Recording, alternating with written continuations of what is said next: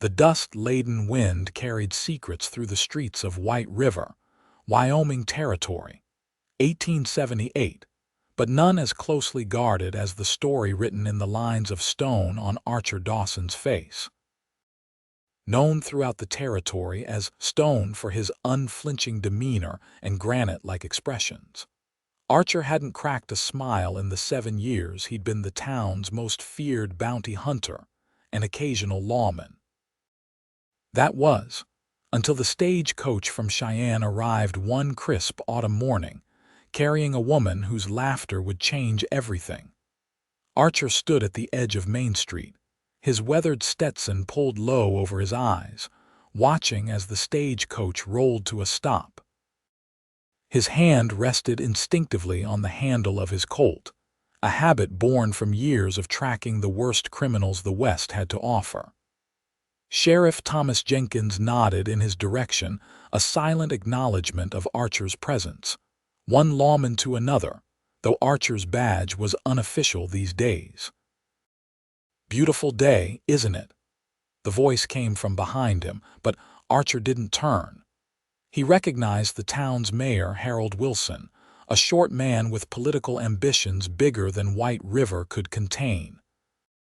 "Been drier than usual," was Archer's only response, his eyes fixed on the stagecoach as the driver began unloading luggage. "Supposed to be carrying the new schoolteacher," Wilson continued, undeterred by Archer's brevity. "Miss Lillian Lane from Boston, educated at some fancy Eastern college." "White River's moving up in the world, Dawson," Archer grunted. "Another Easterner come to civilize the frontier." They rarely lasted more than a season before the harsh realities of Wyoming sent them scurrying back to their comfortable city lives. The stagecoach door swung open, and a young woman stepped out, her hand shielding her eyes from the sun. She wore a simple blue traveling dress, practical but clearly of Eastern quality. Her auburn hair was pinned beneath a modest hat, with a few rebellious strands dancing in the Wyoming breeze. What caught Archer's attention wasn't her appearance, though she was undeniably beautiful. It was what happened next that froze him in place. The driver handed down a cage containing what appeared to be a small bird, and as the woman reached for it, she stumbled slightly. The cage door sprang open, and the finch inside seized its opportunity, taking flight toward freedom. Instead of the distress Archer expected, the woman threw back her head and laughed, a sound so genuine and unrestrained that several townsfolk stopped to stare. "Well, I suppose that's one way to greet the Wyoming Territory," she called out, still smiling. "Goodbye, little friend. I hope you find what you're looking for out here. I know I intend to." Something shifted in Archer's chest, a sensation so foreign he nearly reached for his gun. It had been so long since he'd felt anything beyond the constant vigilance and grim determination that had kept him alive in a world that took more than it gave. "Miss Lane," Mayor Wilson hurried forward, hands extended in welcome. "On behalf of White River, allow me to—" "Oh goodness, the dust here is something fierce, isn't it?" she interrupted, brushing at her skirts before extending her hand. "Lillian Lane, though I prefer Lily, and you must be Mayor Wilson. Your letters painted quite the picture of your town." "Only the finest parts, I assure you," Wilson preened, taking her gloved hand. "I should hope not," she replied with another laugh. "I didn't come all this way for fine, I came for real." Archer found himself taking an unconscious step forward, drawn by something in her voice, a frankness that cut through the usual pleasantries like a well-honed knife. Mayor Wilson noticed the movement and cleared his throat nervously. "Ah, Miss Lane, perhaps I should introduce you to—" This is Archer Dawson. He's well, he handles certain matters of security for the town." Lily turned, her green eyes meeting Archer's with none of the apprehension he was accustomed to seeing. "Mr. Dawson, a pleasure. Are you the sheriff?" "No, madam," he answered, his voice rougher than intended from lack of use. "I just help when needed." "Mr. Dawson is being modest," Wilson interjected. "He's tracked down some of the most dangerous outlaws in the territory. Folks around here call him Stone." "Stone." She tilted her head, studying him with genuine curiosity rather than fear. "Because you're hard, silent, or unmovable, Mr. Dawson." "All three, madam," Sheriff Jenkins called out as he approached, extending his hand to Lily. "Tom Jenkins, actual sheriff of this dusty little spot." "Don't mind Dawson here. He doesn't waste words on pleasantries." "I find that refreshing," Lily replied, shaking the sheriff's hand but keeping her gaze on Archer.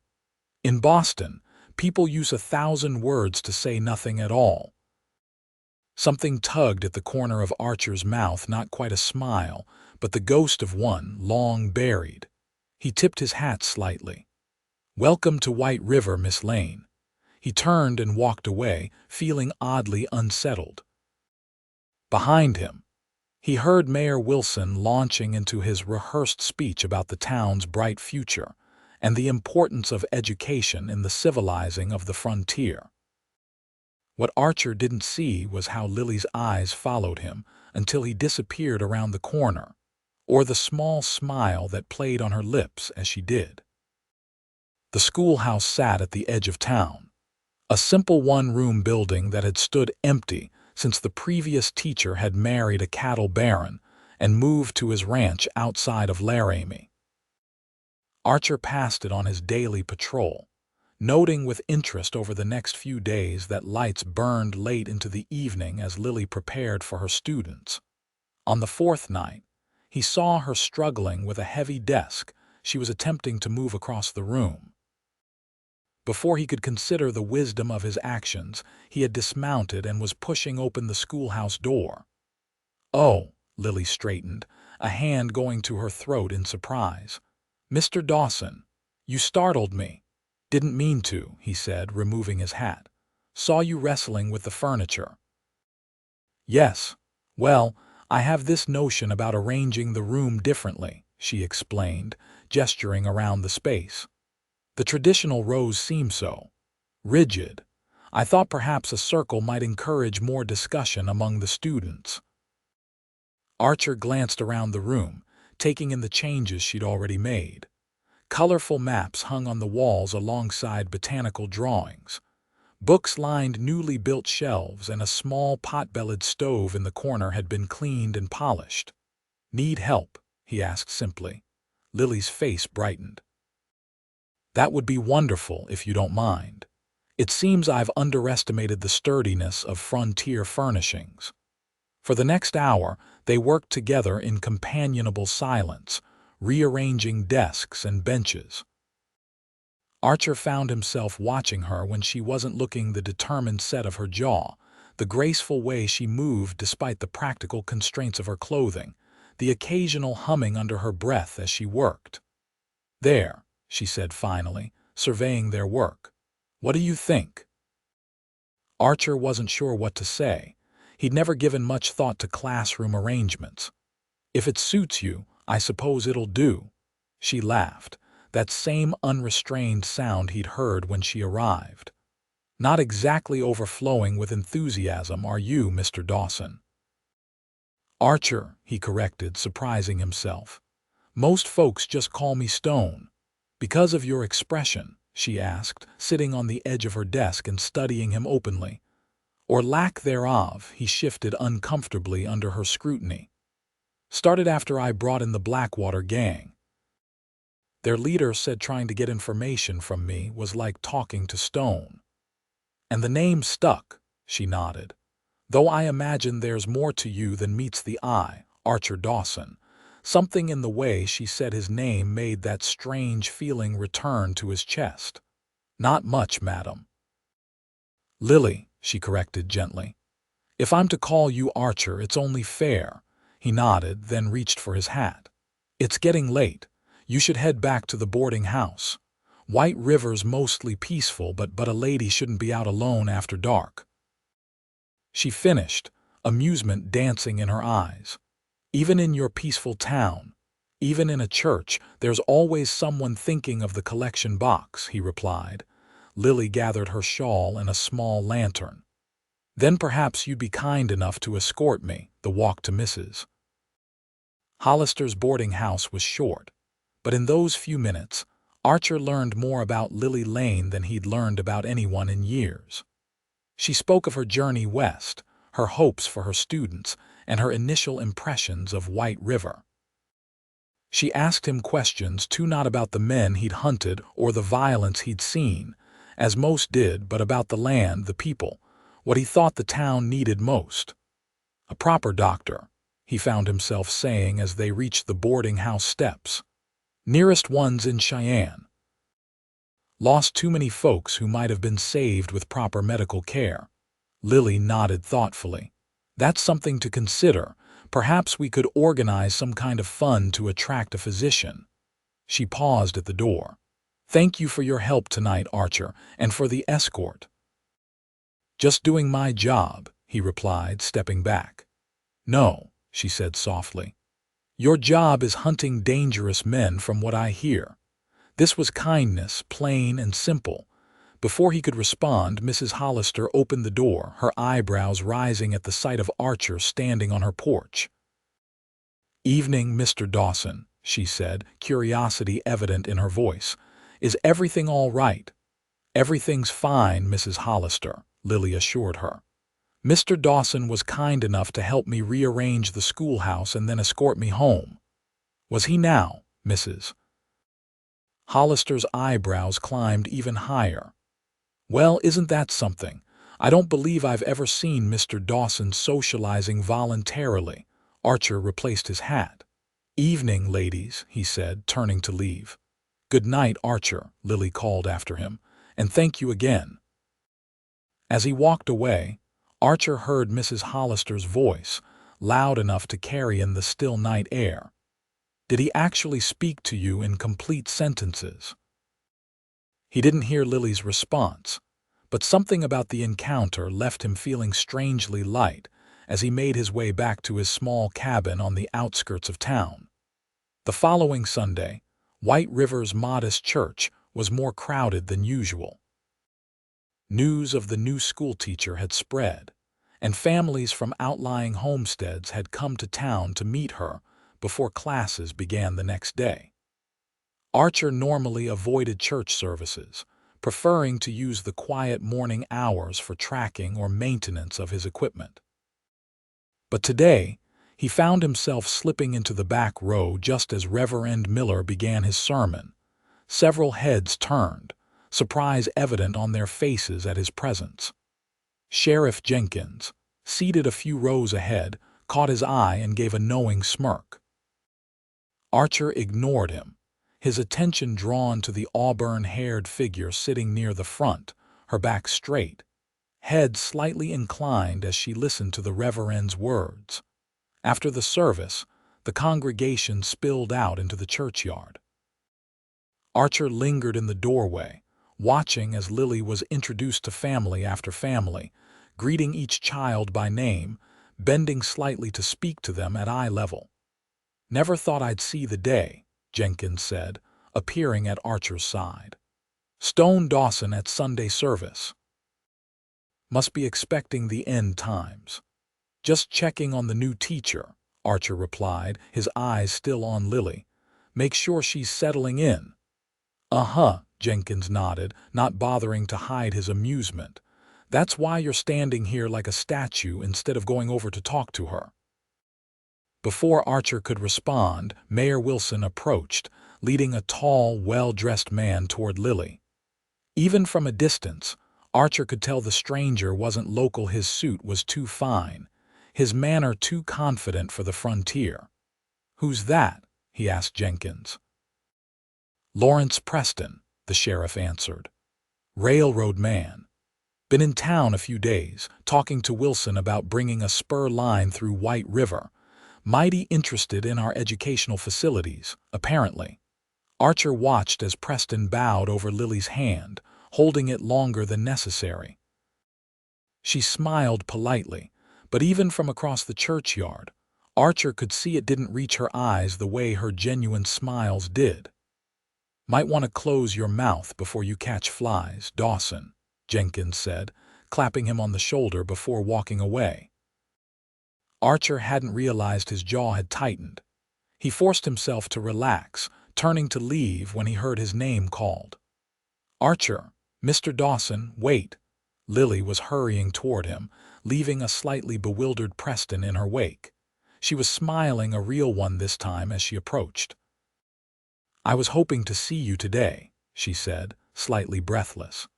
"I wanted to invite you to the school opening tomorrow. The children are putting on a small presentation for the parents and townsfolk." "Not sure I'd fit in with that crowd," he replied, acutely aware of the curious glances being cast their way. "Nonsense," she dismissed his concern with a wave of her hand. "Besides, I've been telling my students about how you helped me set up the classroom. Little Thomas Miller is quite convinced you're some kind of frontier hero." "Far from it," Archer said gruffly. "Well, hero or not, your presence would mean a great deal. To the children," she added quickly, a slight flush coloring her cheeks. "And to me, of course." Something in her expression made it impossible for him to refuse. "What time?" Her face lit up. 3 o'clock after the regular school day. Oh, and Archer," she lowered her voice, leaning in slightly, "you might want to leave your sidearm at home. I'm trying to create a certain atmosphere of scholarly civility." The corner of his mouth twitched involuntarily. "No promises." She laughed again, that uninhibited sound that seemed to brighten the air around her. "Fair enough. I'll see you tomorrow, then." As she walked back toward the crowd, Preston stepped forward to reclaim her attention, offering his arm with practiced gallantry. Lily accepted it with the same polite smile as before, but just before they turned away, she glanced back at Archer, a spark of mischief in her eyes. For the first time in longer than he could remember, Archer felt the unfamiliar sensation of his lips curving upward, just slightly the ghost of a smile, emerging from a long hibernation. "Well, I'll be damned," muttered old Pete, the town blacksmith, who had been watching the exchange from nearby. Stone Dawson almost smiled. "Mark it down. Boys, the world's turning upside down." Word spread quickly through White River that Stone Dawson had been seen speaking with the new schoolteacher after church, and more remarkably, that he had almost smiled. By the time Archer made his usual rounds that afternoon, he noticed the speculative glances and hushed conversations that stopped when he approached. It irritated him, but not enough to regret his decision to attend the school presentation the next day. The schoolhouse was transformed when Archer arrived, precisely at 3 o'clock.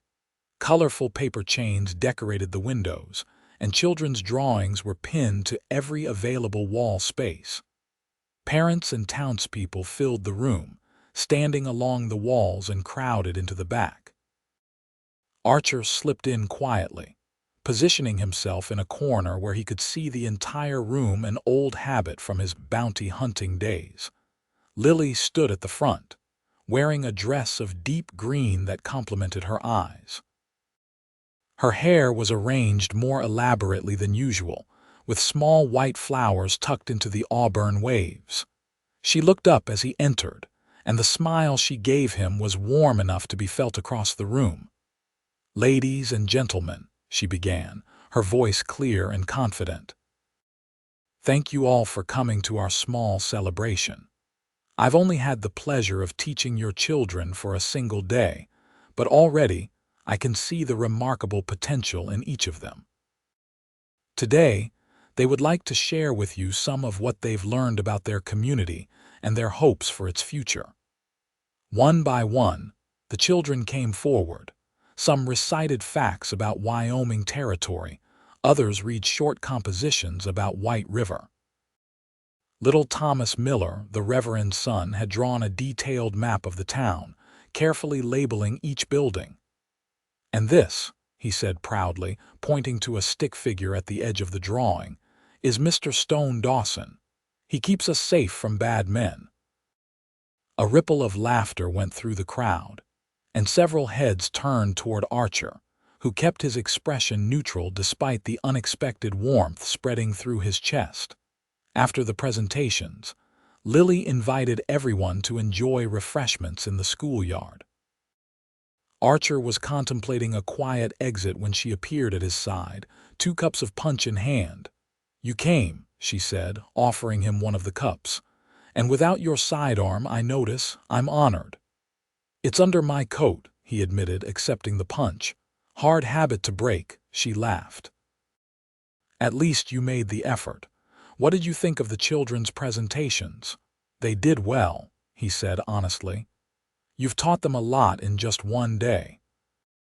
"Most of what they shared today was already in them," she replied, her eyes following her students as they proudly showed their parents around the classroom.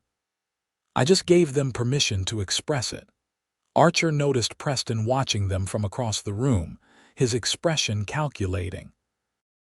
"Your railroad friend doesn't seem pleased about our conversation." Lily followed his gaze and sighed. "Mr. Preston is not my friend, merely an acquaintance, and he seems to have certain expectations about my availability for social engagements." "And are you?" Archer found himself asking. "Available?" She turned back to him, surprise and something else, perhaps pleasure, in her expression. "That would depend entirely on who's asking, Mr. Dawson." Before he could respond, Mayor Wilson approached, Preston in tow. "Miss Lane, what a magnificent event. You've certainly made an impression on our little community." "Thank you, Mayor," she replied politely. "The children deserve all the credit." "Nonsense," Preston interjected smoothly. "A teacher of your caliber is rare in these parts. White River is fortunate to have attracted someone with your refinement." The way he said it made it clear he thought Lily was wasted on the frontier town. Archer felt his jaw tighten again. "Actually," Lily said, her tone cooler than before, "I consider myself the fortunate one. The people of White River have been nothing but welcoming, some especially so." She glanced at Archer with a smile that made Preston's expression harden. "Indeed," Preston replied. "Though I wonder if you wouldn't find more stimulating company in a larger community. The railroad will be bringing many changes to this region, Miss Lane. Perhaps you'd allow me to tell you more over dinner tomorrow evening." Before Lily could answer, one of the younger students came running up, tugging at her skirt. "Miss Lane, Jimmy says my drawing isn't good enough to hang up." "If you'll excuse me, gentlemen," Lily said with evident relief. "Duty calls." She touched Archer's arm briefly as she left, the gesture not lost on Preston or Wilson. "Interesting," Preston remarked, watching her walk away. "I wouldn't have thought Miss Lane would be interested in the rougher elements of frontier society." The implication was clear, and Archer felt a familiar cold anger settling in his bones. "Miss Lane makes her own decisions." "For now," Preston agreed with a tight smile. "But as I said, the railroad brings change. Some adapt, others become relics of a passing era." "Is that a threat?" Archer asked quietly, his hand instinctively moving toward his concealed weapon. Wilson stepped between them, alarm evident on his face. "Gentlemen, please. This is a school function. Mr. Preston, I believe Mrs. Hollister was hoping to discuss the possibility of expanding her boarding house once the railroad comes through. Perhaps we should join her." Preston held Archer's gaze for a moment longer, then nodded curtly. "Another time, Dawson." As they walked away, Archer felt someone watching him. He turned to find Sheriff Jenkins leaning against the wall nearby, an amused expression on his face. "Careful, Stone," Jenkins warned lightly. "Your feelings are showing. Next thing you know, people might realize you're human after all." Archer didn't respond. his eyes finding Lily across the room as she knelt to examine a child's drawing, her face animated as she praised the young artist's work. Something was happening to him, something that felt dangerous in ways that had nothing to do with guns or outlaws. For the first time in 7 years, Archer Dawson was afraid. The weeks that followed brought a new rhythm to White River. Archer found reasons to pass by the schoolhouse more frequently during his daily rounds. Sometimes he would see Lily through the windows, teaching with animated gestures that made her students lean forward in their seats. Other times, he'd find her in the schoolyard, organizing games or supervising as the children tended the small garden she'd started behind the building. Occasionally, their eyes would meet through the window or across the yard, and she would smile that genuine, unguarded smile that seemed reserved just for him. Those moments became the fixed points around which his days revolved, though he would never have admitted it to anyone. Preston remained in town, ostensibly to survey potential railroad routes, but his interest in Lily was transparent to everyone. He appeared at church services, town meetings, and any social gathering where she might be present. To Archer's satisfaction, Lily maintained a polite but distant demeanor with the railroad man, despite his persistent attentions. One afternoon in late October, as the first chill of winter crept into the air, Archer was returning from tracking a mountain lion that had been preying on a rancher's livestock when he saw the schoolhouse door open. Children streamed out, calling excited goodbyes to their teacher. Lily stood in the doorway, waving to them as they dispersed. When she spotted him riding past, she raised her hand in greeting against his better judgment. Archer reined in his horse and dismounted.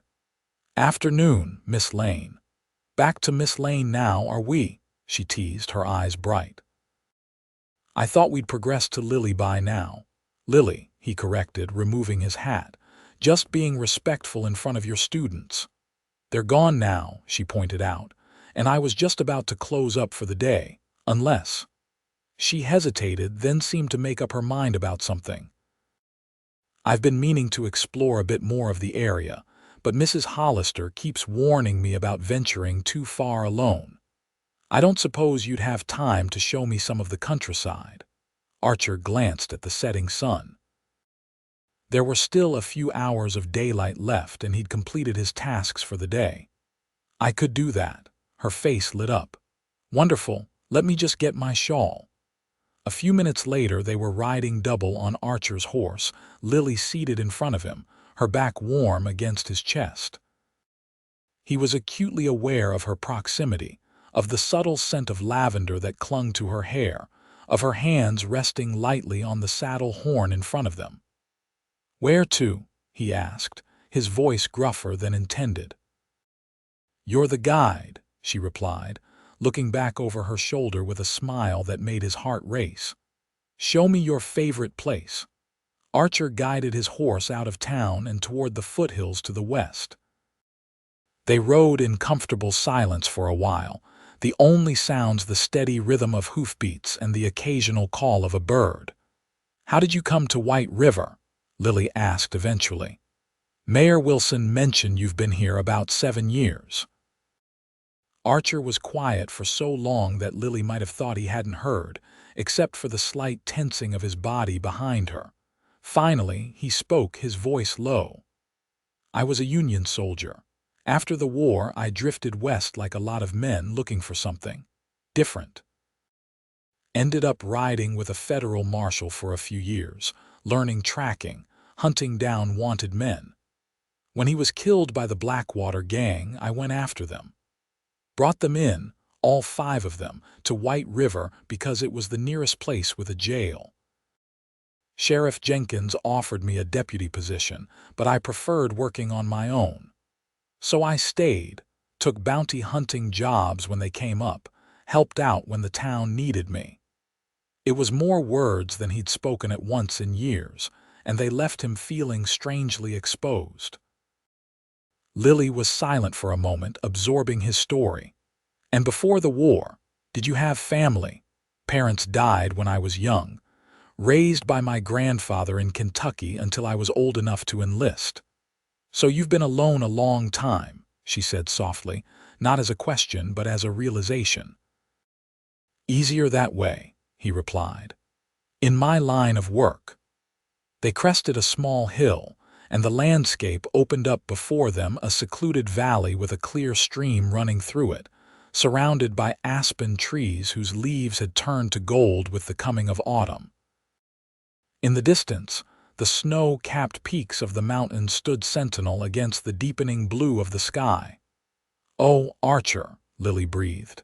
"It's beautiful."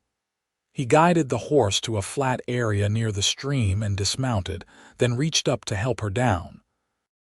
His hands spanned her waist, and for a moment after her feet touched the ground, neither of them moved. They stood close enough that he could see the flecks of gold in her green eyes, the slight parting of her lips as she looked up at him.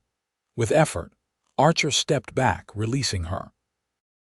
"Found this place my first week in White River. Come here sometimes to think." "I can see why," she said, turning to take in the view. "It feels like a different world." They walked along the stream, Lily occasionally stopping to examine a wildflower or interesting stone. Archer watched her, struck by how naturally she seemed to fit into this landscape that had been his private sanctuary for so long. "What about you?" he asked as she knelt to trail her fingers through the clear water. "Why leave Boston for Wyoming Territory?" She was quiet for a moment, her expression thoughtful. "After my parents died influenza 3 years ago, there wasn't much keeping me in Boston. I had completed my education, was teaching at a girls' school, but it felt constrained. All those rigid expectations about how a lady should behave, who she should associate with, what she should aspire to." She stood, brushing off her skirts. "When I saw the advertisement for a teacher in Wyoming Territory, it felt like a door opening. A chance to do something meaningful, somewhere my background and connections wouldn't matter as much as what I could contribute." "And has it been what you hoped?" Archer asked, genuinely curious. Lily smiled, stepping closer to him.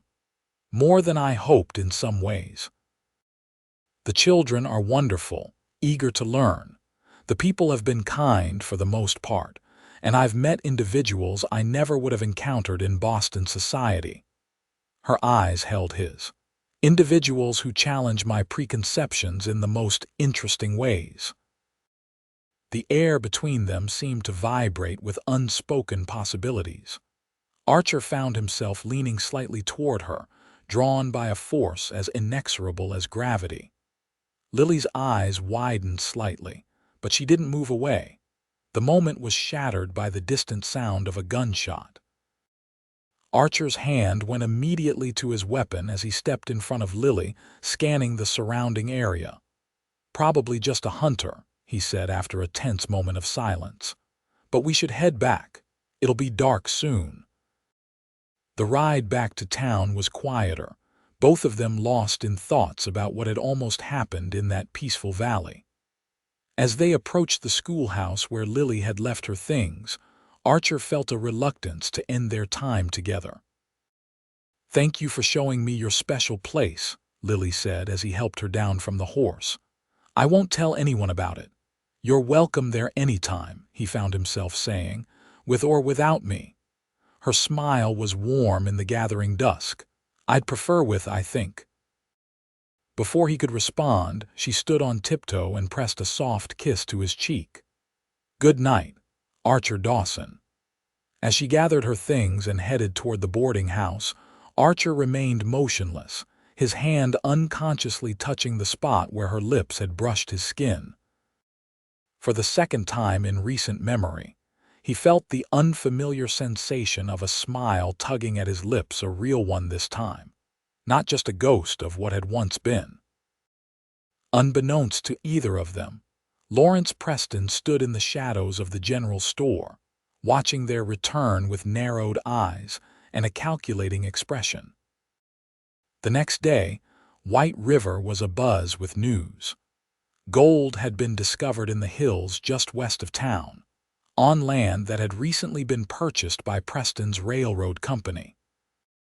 Prospectors from neighboring communities began arriving within hours, setting up tents on the outskirts of town, crowding the saloon, and filling Mrs. Hollister's boarding house to capacity.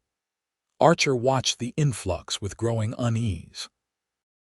He'd seen too many quiet towns destroyed by gold fever, first the prospectors, then the gamblers and prostitutes, followed by the thieves and killers drawn to places where money flowed freely, and law was an afterthought.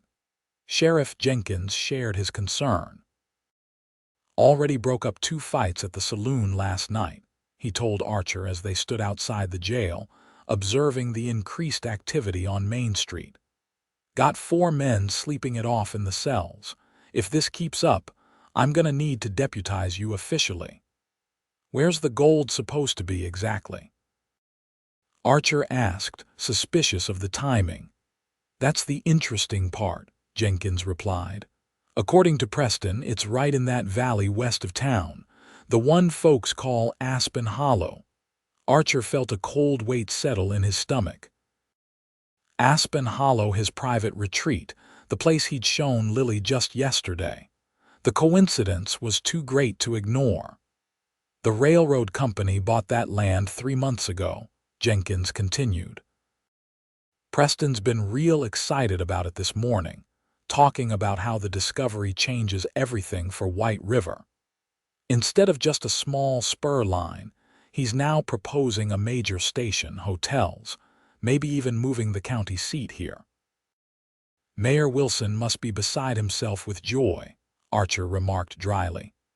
"Like a kid at Christmas," Jenkins confirmed. "But there's something off about it, don't you think? Land nobody cared about suddenly has gold right when Preston needs the town's support for his railroad plans." Archer nodded grimly.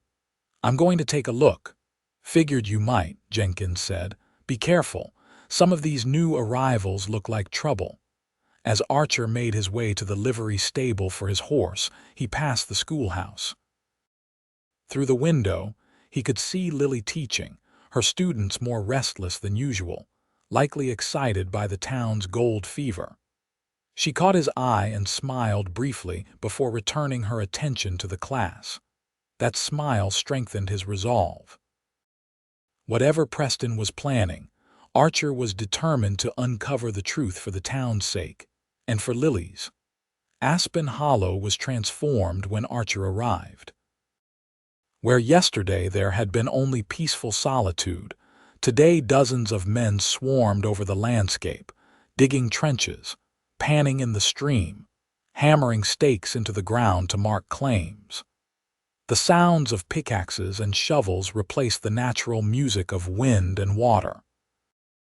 Archer dismounted, tying his horse to a tree at the edge of the activity.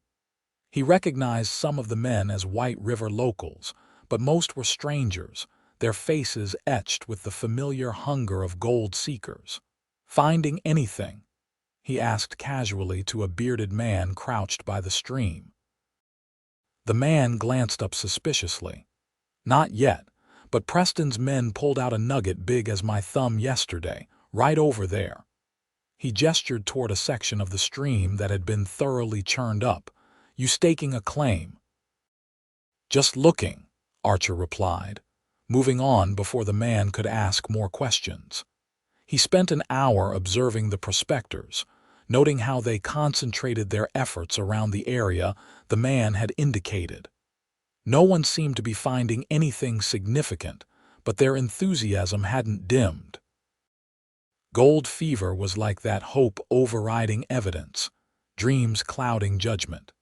As Archer was preparing to leave, he spotted a familiar figure on horseback at the edge of the hollow. Preston, accompanied by 2 rough-looking men Archer hadn't seen before. They weren't dressed like prospectors but like hired guns, with well-worn holsters and watchful eyes. Preston noticed Archer at the same moment and nudged his horse forward, his companions flanking him. "Mr. Dawson," he called, his voice carrying across the clearing. "Come to try your luck." "Just observing," Archer replied, his hand resting casually near his sidearm.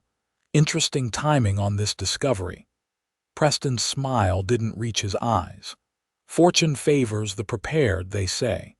The railroad company's geologists suspected there might be mineral deposits in this region. Turns out they were right." "Convenient," Archer remarked, "especially since you were having trouble convincing some of the town council about your railroad plans." Preston's expression hardened momentarily before he forced another smile. "The railroad would have come through White River regardless. This just accelerates the timeline and benefits everyone, I might add. The town will grow, property values will increase, new businesses will thrive." He leaned forward in his saddle. "Progress, Dawson, it's inevitable." "So is the truth," Archer replied evenly. "Whatever that turns out to be." Preston studied him for a long moment. "You know, Miss Lane and I had a fascinating conversation at lunch today. She mentioned your little excursion yesterday, how you showed her this very spot." "Quite the coincidence, wouldn't you say?" The implication was clear. Preston was suggesting that Archer had known about the gold and had somehow used the information for his own benefit, perhaps even sharing it with Lily. It was a transparent attempt to create suspicion, but Archer knew how quickly rumors could spread in a town caught up in gold fever. "Miss Lane seems very taken with White River," Preston continued when Archer remained silent. "I've suggested she might consider a position at a more prestigious school once the railroad connects us to the larger cities. A woman of her education and refinement deserves better than a one-room schoolhouse, don't you think?" "I think," Archer said carefully, "that Miss Lane makes her own decisions about what she deserves." Preston's smile turned cold. "For now, but circumstances change, Dawson, especially for those who stand in the way of progress." He nodded to his companions. "Good day." As they rode away, Archer's unease deepened. There was more to Preston's game than just the railroad or even the supposed gold discovery. And somehow, Lily had become a piece on his board. When Archer returned to town, the sun was setting, casting long shadows down Main Street. The saloon was already overflowing with prospectors and locals, the piano player pounding out a lively tune that spilled into the street along with raucous laughter and the occasional raised voice.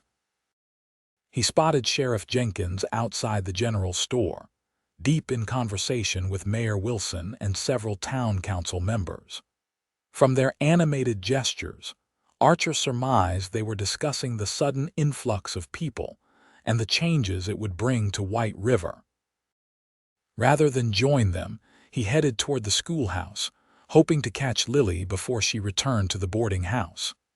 The lights were still on inside, a warm glow in the gathering dusk. Archer knocked lightly on the door before pushing it open. Lily was at her desk, head bent over a stack of papers, a pencil tucked behind her ear. She looked up at his entrance, her face brightening. "Archer, I was wondering if I'd see you today." She set down her pencil and stood smoothing her skirts. "The whole town is talking about the gold discovery. Isn't it remarkable? And in the very place you showed me yesterday." There was no suspicion in her voice, only genuine amazement at the coincidence. It eased some of Archer's concern, but not all. "Preston mentioned you had lunch with him today," he said, removing his hat as he approached her desk. A slight frown crossed Lily's face. "Yes, though with him suggests I had much choice in the matter. He arrived at the school with a picnic basket just as the children were leaving for their midday break. It would have been rude to refuse." "What did he want?" Archer asked, unable to keep the edge from his voice. Lily studied him for a moment. "He spoke mainly about his plans for White River, the grand hotel he envisions, the new county courthouse, the school he thinks should replace this one." Her expression softened. "He also asked quite a few questions about you." Archer's jaw tightened. "What kind of questions?" "About how well I know you, how often we've spent time together." She moved around the desk to stand in front of him. "He implied that your reputation as a bounty hunter might make you dangerous company for a schoolteacher concerned with her standing in the community." "And what did you tell him?" Archer asked quietly. Lily stepped closer, close enough that he could see the determination in her green eyes. "I told him that I judge people by their actions toward me, not by rumors or reputations. And that so far, you have been nothing but honorable and kind." The tension in Archer's shoulders eased slightly. "Preston isn't what he seems, Lily. I don't trust his story about the gold, and I don't trust his intentions toward White River, or toward you." "I'm beginning to share your suspicions," she admitted. There was something in his manner today that felt calculating, as if he was measuring my usefulness in some scheme. She hesitated. "Archer, do you think the gold discovery is fraudulent?" "It wouldn't be the first time someone salted a claim to drive up interest," he replied. "I'm going to look into it further. In the meantime, be careful around Preston. He's not above using people to get what he wants." "Including me," Lily concluded, her expression troubled. "Especially you," Archer confirmed. "You represent something he can't control, and that makes you both valuable and threatening to him." "What do I represent?" she asked softly. Archer hesitated, aware they were treading into territory more dangerous than any gold claim. A different kind of future for White River, one that doesn't depend on Preston's railroad or his vision of progress. Lily's eyes searched his face, perhaps looking for a more personal answer. After a moment, she nodded. "Then we should make sure that alternative future has a chance, shouldn't we?" "What can I do to help?" Her question caught him off guard. Most people in White River deferred to his judgment on matters of security, but few actively offered to join his investigations.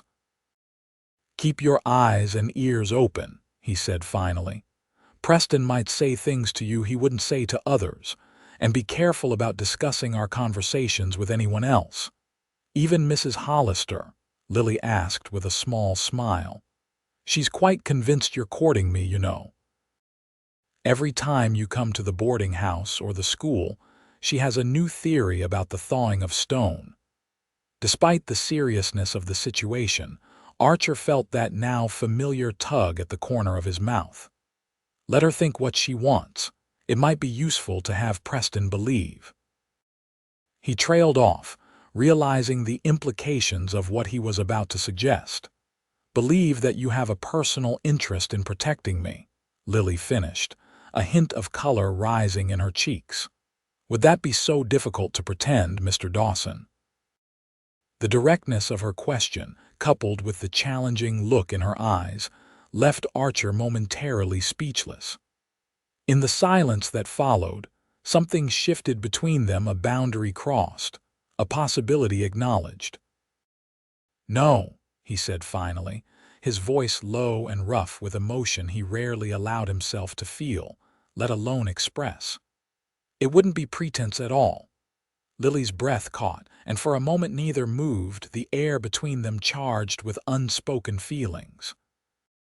Then, with deliberate slowness, she reached up and placed her hand against his cheek, her touch feather-light. "Good," she whispered, "because I find myself quite unwilling to pretend that my interest in you is anything but genuine."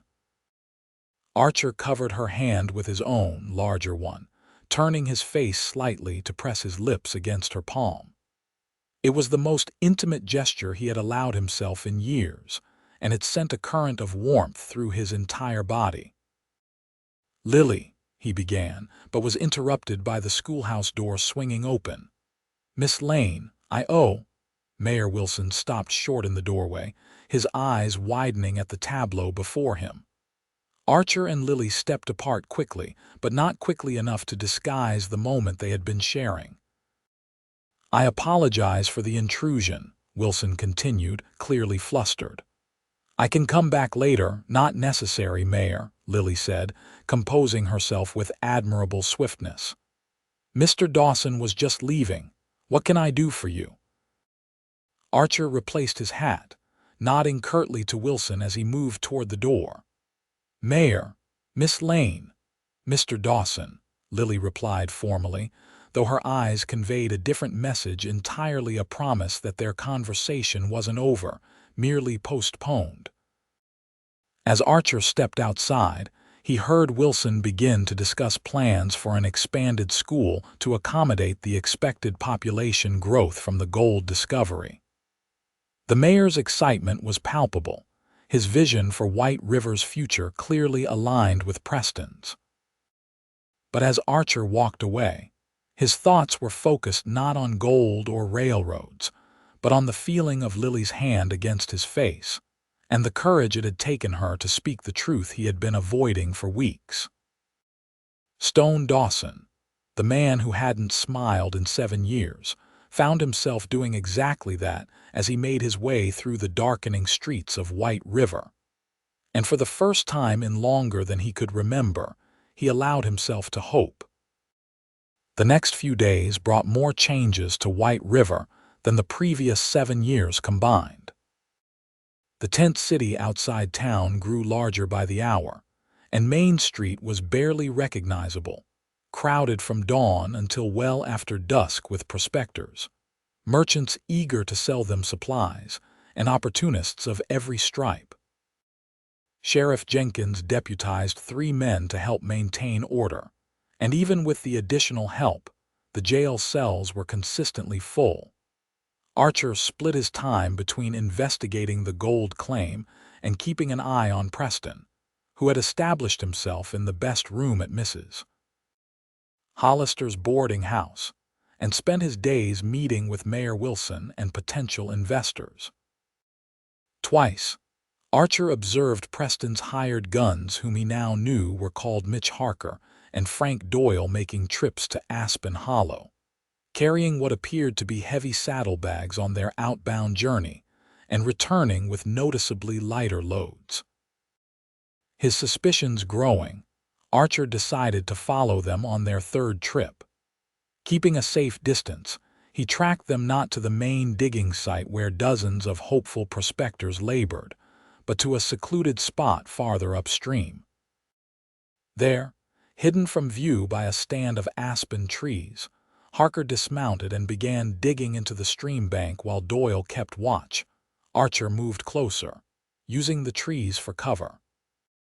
From his new position, he could see Harker removing small gold nuggets from his saddlebag and placing them in the mud of the bank, then carefully arranging stones to make it look as though the gold had been naturally deposited there, salting the claim just as Archer had suspected.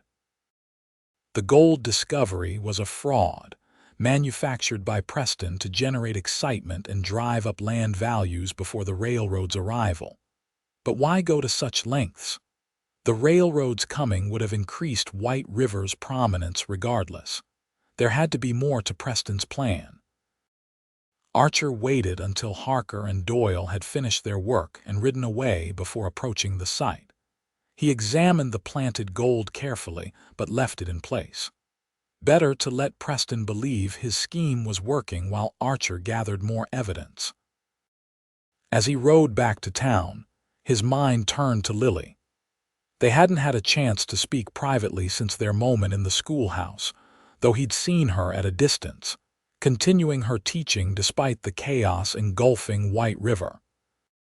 Tonight, he decided, he would find a way to meet with her and share what he'd discovered. The opportunity came sooner than expected. As Archer passed the schoolhouse on his way to the sheriff's office, the door opened and Lily emerged, a basket over her arm. She spotted him immediately and waved, her smile sending that now familiar warmth through his chest. "Mr. Dawson," she called, approaching his horse. "How fortunate to run into you. I was just heading to visit Mrs. Peterson. Her youngest has been ill and couldn't attend school this week. I thought I'd bring him some books and assignments," The Peterson farm was on the outskirts of town, past Archer's cabin. The coincidence seemed too convenient to be accidental, a suspicion confirmed by the mischievous glint in Lily's eyes. "Might be safer if you had an escort, Miss Lane," he replied, playing along. "Some rough characters in town these days." "How kind of you to offer," she said, her expression innocent but her eyes dancing. "If it's not too much trouble."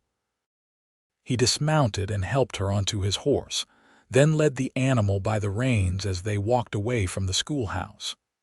Once they were out of sight of Main Street, Lily's composed facade relaxed. "I was beginning to think you were avoiding me," she said, looking down at him from her perch on the saddle. "Been busy," he replied. "Lots happening." "So I've noticed. 3 of my students have stopped attending because their fathers are too occupied with gold prospecting to bring them to town."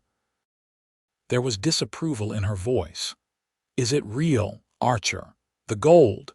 He glanced around to ensure they weren't overheard before answering.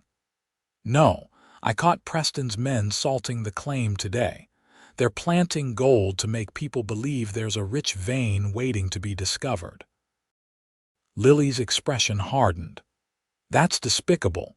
People are risking everything on this discovery, spending their savings on equipment, neglecting their farms and businesses, and driving up the value of Preston's railroad investment," Archer added. "But there's something more going on. This scheme is too elaborate for just land speculation." "Perhaps I can help find out," Lily suggested. "Preston has invited me to dinner tomorrow night to discuss the new school he's planning.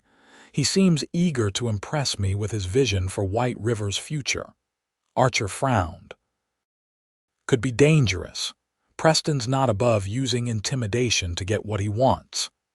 In the middle of Mrs. Hollister's dining room, Lily raised an eyebrow. "I think I'll be safe enough, and he might reveal something if he believes I'm receptive to his plans." Archer didn't like it, but he had to admit it was a good opportunity to learn more about Preston's intentions. "Be careful," he conceded, "and find a way to let me know what you discover."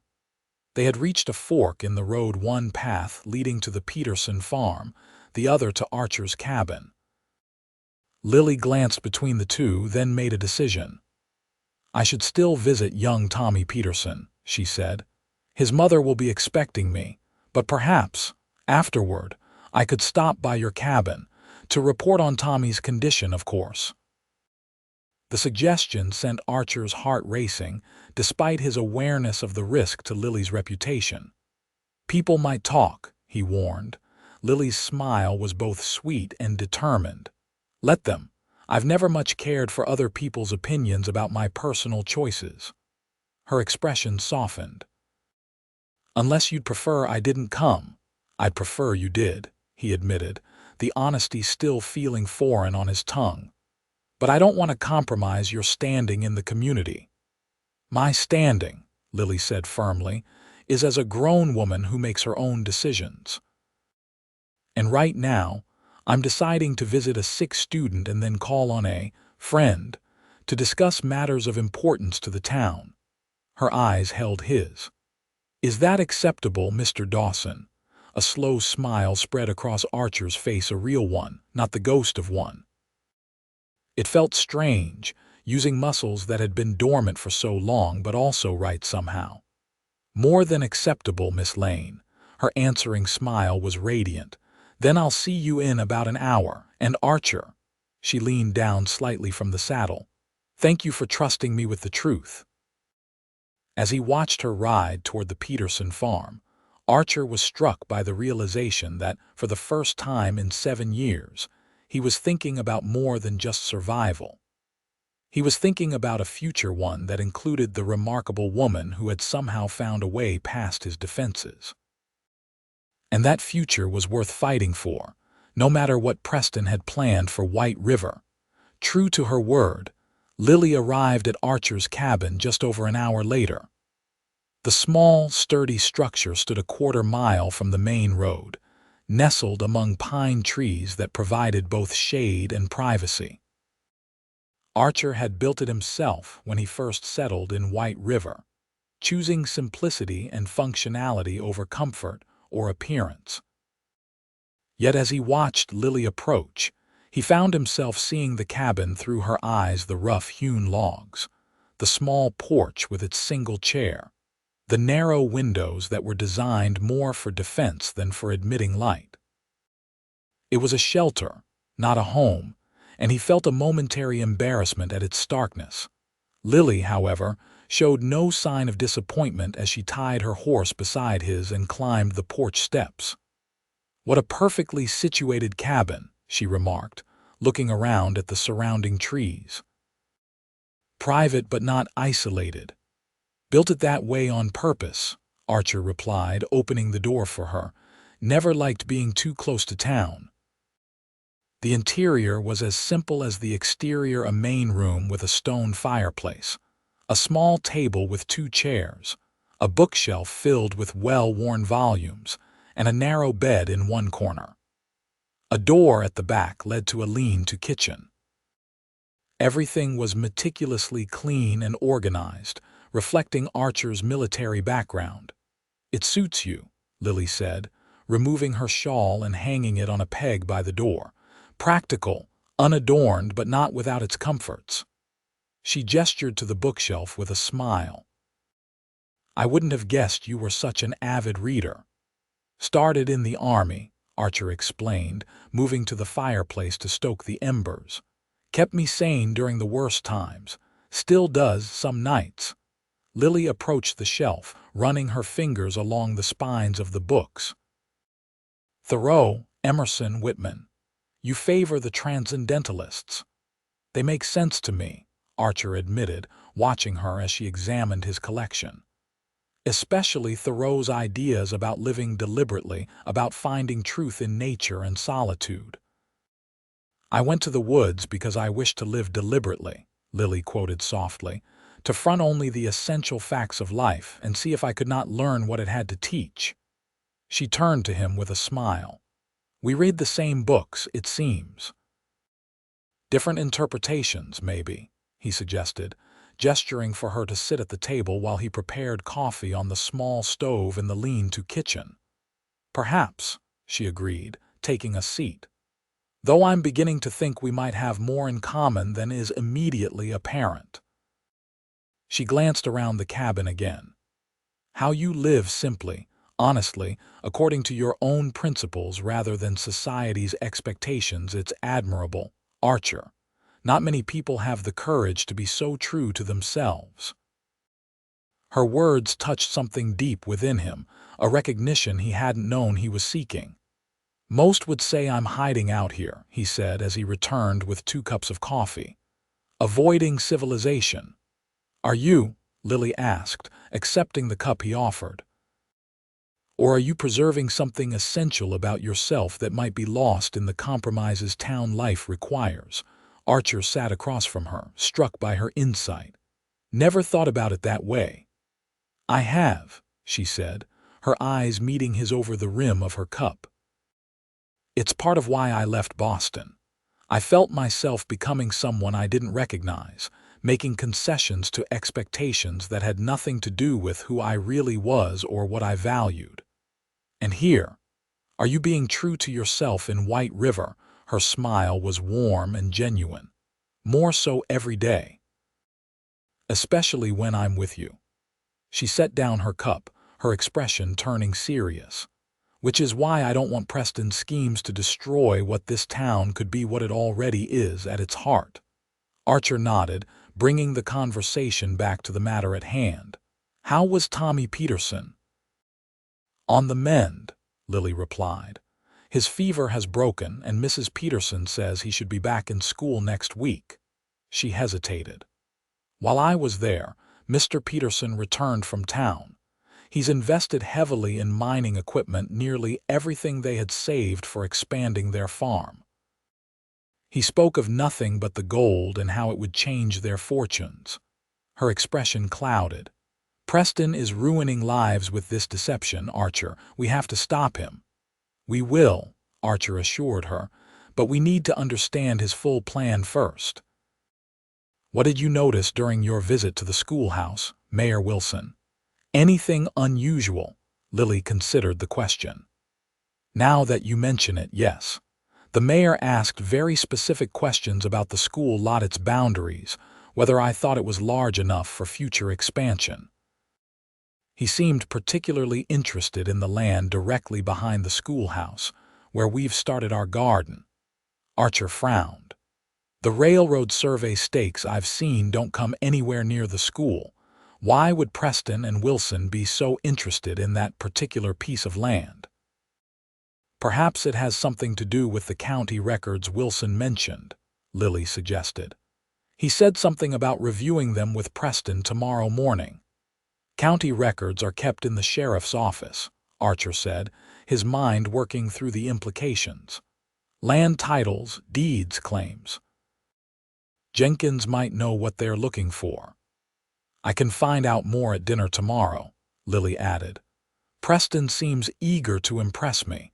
If I express interest in his plans, he might reveal details he'd otherwise keep hidden.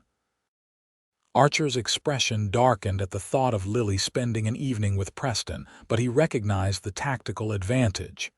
Be careful, he warned again. Preston's dangerous, if he suspects you're working against him.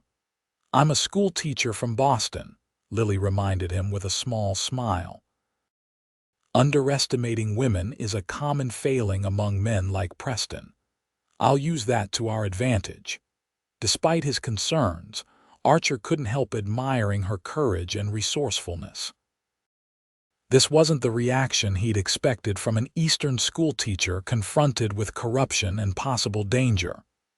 You're not what I expected, Lily Lane, he said quietly. Neither are you, Archer Dawson, she replied, her voice equally soft.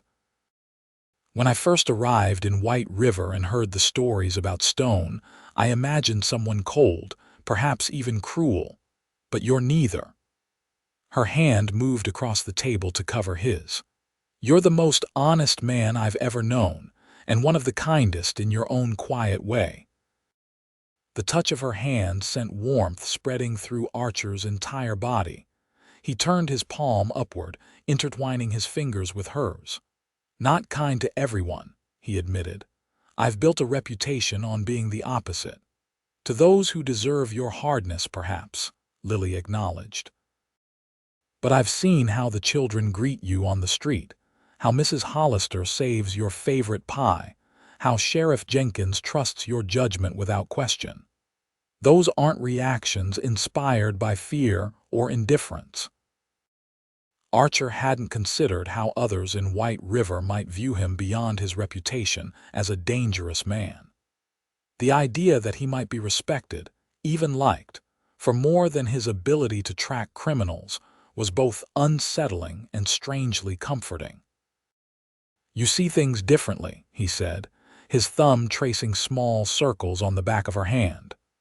I see you, Lily corrected gently. Perhaps more clearly than you see yourself sometimes.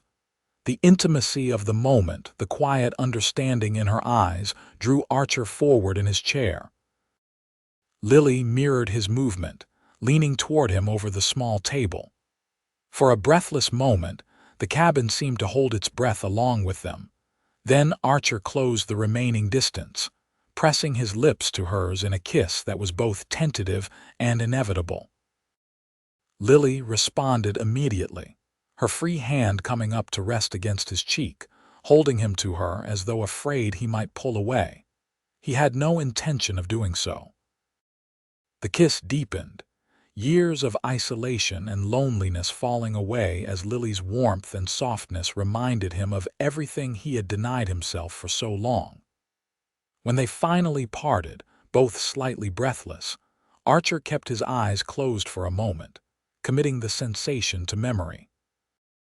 I've wanted to do that since the day you laughed at your escaped Finch, he confessed, opening his eyes to find her watching him with an expression that made his heart race. I've wanted you to do that since the night you helped me rearrange the schoolhouse, she replied, a slight flush coloring her cheeks, though it took me some time to admit it to myself. Archer brought her hand to his lips, pressing a kiss to her knuckles. "What happens now?" "Now," Lily said with a determined set to her jaw, "we stop Preston from destroying White River, and then—" Her expression softened. "And then we decide what kind of future we want together." "Together," Archer repeated, the word both foreign and right on his tongue. "I like the sound of that." As the sun set over the Wyoming Territory, casting long shadows through the cabin windows, Archer and Lily continued their planning, their hands remaining linked across the table, a physical reminder of the connection that had grown between them, and of everything they now stood to lose if Preston succeeded in his schemes. But for the first time in 7 years, Archer Dawson faced uncertainty with something other than grim determination. He faced it with hope. And when Lily reluctantly departed an hour later, the kiss they shared on his porch was a promise of revelations to come, of battles to be fought together, and of a future neither had dared imagine before finding the other. The following morning, Archer made his way to the sheriff's office earlier than usual. He found Jenkins at his desk, bleary-eyed from what had obviously been a long night maintaining order in the increasingly rowdy town. "Rough night?" Archer asked, pouring himself a cup of the sheriff's notoriously strong coffee. Jenkins rubbed his eyes. 3 fights, 2 attempted robberies, and a near shootout at the card table in the saloon. Gold fever's getting worse, not better. He eyed Archer suspiciously. "You're looking uncommonly alert. This morning, something happened I should know about." Archer ignored the implied question. "Heard Preston and Mayor Wilson are coming by to look at county records today. Any idea what they're after?" Jenkins nodded. "Land titles. Specifically, they want to review the original survey maps and property boundaries for the town center." His expression turned thoughtful. "Now that you mention it, it is odd. Most of their railroad business has been focused on the western approach to town, not the center." "The school property," Archer said. "Miss Lane mentioned Wilson asking detailed questions about it yesterday." A knowing smile spread across Jenkins' tired face. "Lily, is it? Town gossip was right for once. Mrs. Hollister's been telling anyone who'll listen that Stone Dawson's been smitten by the schoolteacher." "Focus, Tom," Archer said sharply, though he couldn't summon his usual irritation at the teasing. "What's special about the land the school sits on?" Jenkins' smile faded. "Nothing I can think of. It was part of the original town plot, designated for public use. The building's been there 20 years at least. And the land behind it, where the garden is, same thing. Town property set aside for the school's use." Jenkins leaned forward, his interest piqued. "You think Preston's after that land specifically?" "Why?" Before Archer could respond, the office door opened and Mayor Wilson entered, followed by Preston and his 2 hired guns, Harker and Doyle. Wilson faltered slightly at the sight of Archer but quickly recovered. "Sheriff Jenkins, good morning." "I hope we're not too early." Wilson's voice was overly hearty. "Mr. Preston and I need to review some county records, as I mentioned yesterday." "Just brewing fresh coffee," Jenkins replied, standing. "You're right on time." Preston's cold eyes settled on Archer. "Mr. Dawson, I didn't expect to find you involved in civic matters. No outlaws to chase today. Just keeping informed about changes to our town," Archer replied evenly. "Gold discoveries, railroad plans, lot happening in White River lately." "Progress waits for no man," Preston said with a tight smile. "Though some find it more challenging than others." The implied threat wasn't lost on Archer, but he merely sipped his coffee, his expression neutral. "Some progress, some schemes. Hard to tell the difference sometimes." Preston's smile disappeared. "Mayor Wilson, perhaps we should return later when the office is less occupied." "Nonsense," Jenkins interjected. "Dawson's as much a part of White River as anyone. No secrets here among friends." He moved to a cabinet and withdrew several rolled maps and document folders. "Now, which records were you interested in specifically?" As Wilson began explaining their request, Archer watched Preston closely. The railroad man's composure had slipped momentarily at Archer's insinuation about schemes, revealing a flash of anger before the mask of civilized business returned. Whatever Preston was planning, he was becoming increasingly agitated by opposition. Archer finished his coffee and set the cup down. "I'll leave you gentlemen to your research," he said, nodding to Jenkins. "Sheriff, Mayor." As he passed Preston on his way to the door, he added quietly, "Looking forward to hearing about your dinner with Miss Lane tonight. She's quite excited about it." The flicker of surprise in Preston's eyes confirmed what Archer had suspected. The railroad man hadn't expected Lily to mention their dinner plans to him. Good. Let Preston wonder about their relationship, about how much Lily had shared. Outside, the morning sun illuminated a white river transformed. New tents had appeared overnight on the outskirts of town, and Main Street was already crowded with prospectors purchasing supplies, swapping stories of strikes real or imagined, and generally contributing to the charged atmosphere of anticipation and greed. Archer made his way to the general store, where he found the owner, Benjamin Clark, restocking emptied shelves with surprising speed. "Morning, Mr. Dawson," Clark greeted him, clearly in high spirits. "Never seen business like this. Sold out of picks, shovels, and pans yesterday." "New shipment just arrived from Cheyenne." "Prosperity treating you well then," Archer observed, browsing the merchandise. "Can't complain," Clark replied, though his smile faded slightly.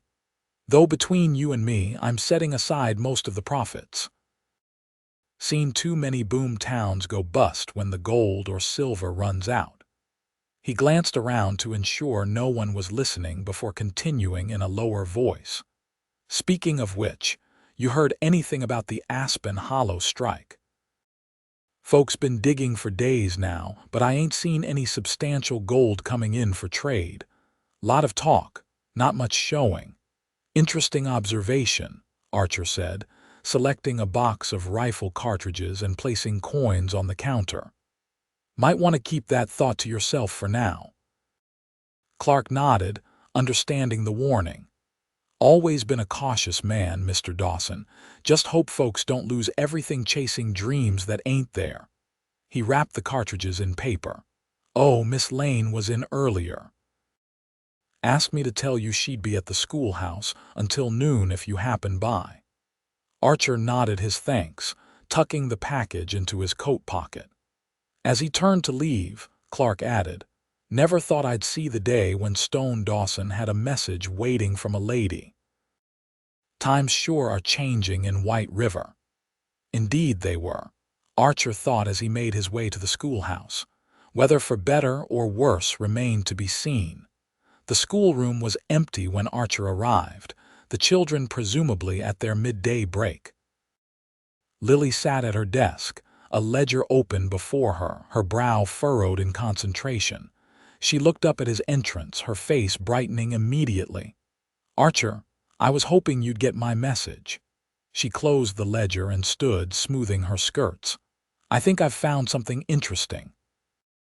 He crossed the room to her desk, removing his hat. "What is it?" "Last night after I left your cabin, I couldn't stop thinking about why Preston would be so interested in the school property," she explained, opening the ledger again. "So I decided to review the school records from when it was first established." Lily turned the ledger toward him, pointing to an entry dated 1858. "Look here. When White River was first laid out, this entire block was designated for educational and civic enrichment. The school was built first, but there was always an intention to add a library, perhaps even a small museum or meeting hall as the town grew. So the land behind the school isn't just for a garden," Archer realized. It's reserved for future public buildings. Exactly, Lily confirmed. And that's not all. According to these notes from the town's founding charter, any attempt to change the designation of this land would require not just the mayor's approval, but a vote from the entire town council and the county commissioner, making it difficult for Preston to acquire the land through normal channels, Archer mused, pieces of the puzzle beginning to fit together. But if the gold rush brings enough new people to town, changes the makeup of the council, or if he can find some legal technicality in the original designation, Lily added, that would explain his interest in the county records. But why this piece of land specifically? Archer wondered aloud. What makes it so valuable to him?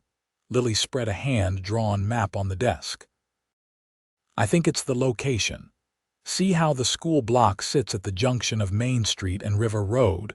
It's the natural center of town, especially as White River grows, perfect for a train station, Archer finished, the realization dawning. Not out on the edge of town where the survey stakes are currently placed, but right in the heart of White River, which would make the surrounding properties skyrocket in value, Lily continued, her eyes meeting his. Properties that Preston has likely been quietly purchasing through intermediaries, while everyone's attention is focused on the gold discovery. The scheme was becoming clearer. Create a gold rush to drive up interest in White River. Use the ensuing chaos and promise of prosperity to gain control of the town council. Then reveal the true railroad plan, a central station that would make Preston and his investors wealthy, while destroying the existing character of the town. Clever, Archer admitted grudgingly, and effective. Half the town's already caught up in gold fever, willing to believe whatever promises Preston makes about White River's future. Not everyone, Lily corrected him. Sheriff Jenkins seems skeptical.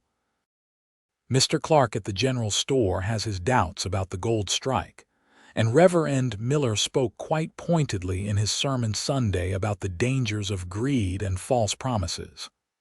Not enough to stop Preston, Archer said grimly. Not without proof that the gold discovery is fraudulent and that he's manipulating land values for his own benefit. Which is why I'm going to dinner with him tonight, Lily reminded him, her expression determined. I'll see what else I can learn about his plans. Archer's jaw tightened at the thought. I don't like it. Preston's getting desperate if he suspects you're working against him. He won't, Lily assured him, reaching out to touch his arm. He thinks I'm an Eastern schoolteacher dazzled by his vision of progress. I'll play that role convincingly enough. Her expression softened. I'll be careful, Archer, I promise. He covered her hand with his own, drawing strength from her touch. I'll be nearby. First sign of trouble, I'm coming in. Lily smiled, a mix of affection and exasperation in her eyes. My protector. Though I suspect I'm in more danger of being bored to death by Preston's self-important speeches than anything else. She glanced at the schoolroom door, then quickly rose on tiptoe to press a brief kiss to his lips. For luck, she whispered. The gesture, unexpected and sweet, sent warmth spreading through Archer's chest. He was still marveling at how quickly this woman had broken through defenses built over 7 years of solitude when the sound of children's voices announced the end of the midday break. Tonight, Lily said, stepping back as the first students began to file into the classroom. I'll find you after dinner and tell you everything. Archer nodded, replacing his hat and moving toward the door. Be safe, he said quietly, earning a reassuring smile in return. As he left the schoolhouse, Archer's mind was divided, part focused on unraveling the remaining mysteries of Preston's scheme, part lingering on the brief kiss and what it represented. For the first time in years, he had something personal at stake in White River's future. And that made Preston's threat all the more dangerous. Evening descended on White River with unusual activity for a weeknight. The saloon was doing brisk business, its piano music and raucous laughter spilling into the street. New arrivals continued to stake claims in the growing tent city, and wagons laden with mining equipment creaked along Main Street toward Aspen Hollow. Archer positioned himself across from Mrs. Hollister's boarding house, partially concealed in the shadow of the livery stable. From there, he had a clear view of the front porch where Preston waited, dressed in his finest suit, a small bouquet of flowers in hand. When Lily emerged, Archer felt his breath catch. She wore a dress he hadn't seen before, deep blue silk that caught the lamplight, her hair arranged in an elegant style that emphasized the graceful line of her neck. She was beautiful, but it was the determined set of her shoulders, visible even from a distance, that reminded him of the courage beneath the refined exterior. Preston offered his arm with practiced gallantry, and Lily accepted it with a smile that didn't quite reach her eyes. As they entered the boarding house, Archer settled in for a long wait, prepared to intervene at the first sign of trouble. He wasn't the only one watching the boarding house with interest. Throughout the evening, Archer noticed several townspeople walking past, slowing to peer through the windows at the private dinner taking place in Mrs. Hollister's dining room. News of Preston's attention to the schoolteacher had clearly spread, becoming yet another piece of gossip in a town already buzzing with speculation about the future. Just after 9 o'clock, the front door opened, and Lily appeared with Preston close behind her. They stood on the porch, engaged in what appeared to be polite conversation. Even from his position across the street, Archer could read the tension in Lily's posture, though her smile remained fixed in place. Then Preston reached out, taking Lily's hand and raising it to his lips in a gesture that lingered too long to be merely courteous. Archer's jaw clenched, his hand instinctively moving toward his sidearm before he caught himself. This wasn't the moment to reveal his presence. Lily withdrew her hand with what appeared to be gentle firmness, said something that made Preston laugh, and then slipped inside, closing the door behind her. Preston remained on the porch for a moment, his expression contemplative, before descending the steps and heading toward the saloon, Harker and Doyle falling into step behind him as he passed their position near the general store. Archer waited until they were out of sight before approaching the boarding house. He was about to knock when the door opened, and Lily stepped out, now wearing a simple shawl over her dress. "I saw you from the window," she explained in a hushed voice. "Mrs. Hollister is entertaining the other boarders in the parlor. We can talk at the schoolhouse. I told her I needed to prepare tomorrow's lessons." They walked in silence through the darkened streets, maintaining a proper distance until they reached the schoolhouse. Once inside, with the door securely closed behind them, Lily's composed demeanor gave way to visible agitation. "That man is insufferable," she declared, pacing the length of her desk. So convinced of his own importance, so certain that everyone should be grateful for his grand vision of progress. She stopped, turning to Archer with fire in her eyes. "And you were right, he's dangerous, more than I realized." "What happened?" Archer asked, concern evident in his voice. "Did he threaten you?" "Not directly," Lily replied, resuming her pacing.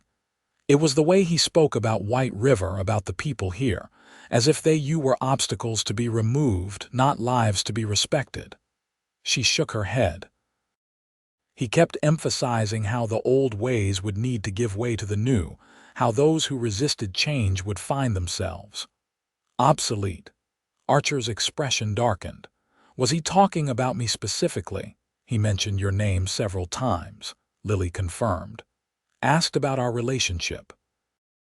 I played it casual, said you'd been kind enough to show me around when I first arrived, but that was all." Her eyes met his. "I don't think he believed me." What about his plans for the town? Did he reveal anything about the school property? Lily's expression turned triumphant.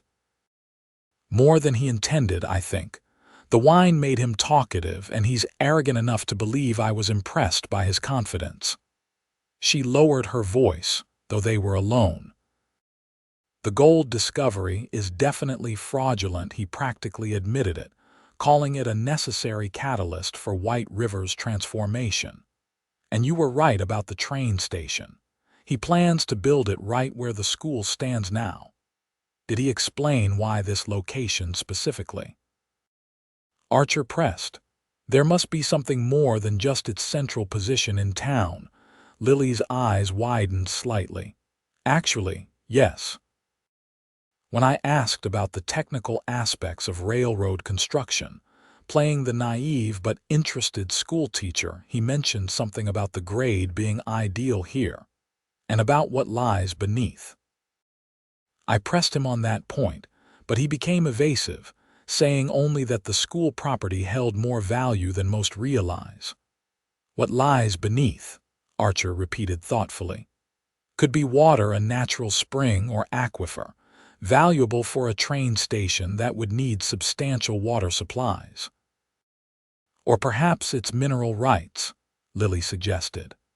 Maybe there actually is gold or some other valuable resource under the school, and the Aspen Hollow fraud is just a distraction. Either way, we need proof, Archer said grimly. Something concrete enough to convince the town council and the people of White River that Preston's plans aren't in their best interests. He mentioned documents in his room at the boarding house, Lily offered. Maps and surveys that show the true potential of White River.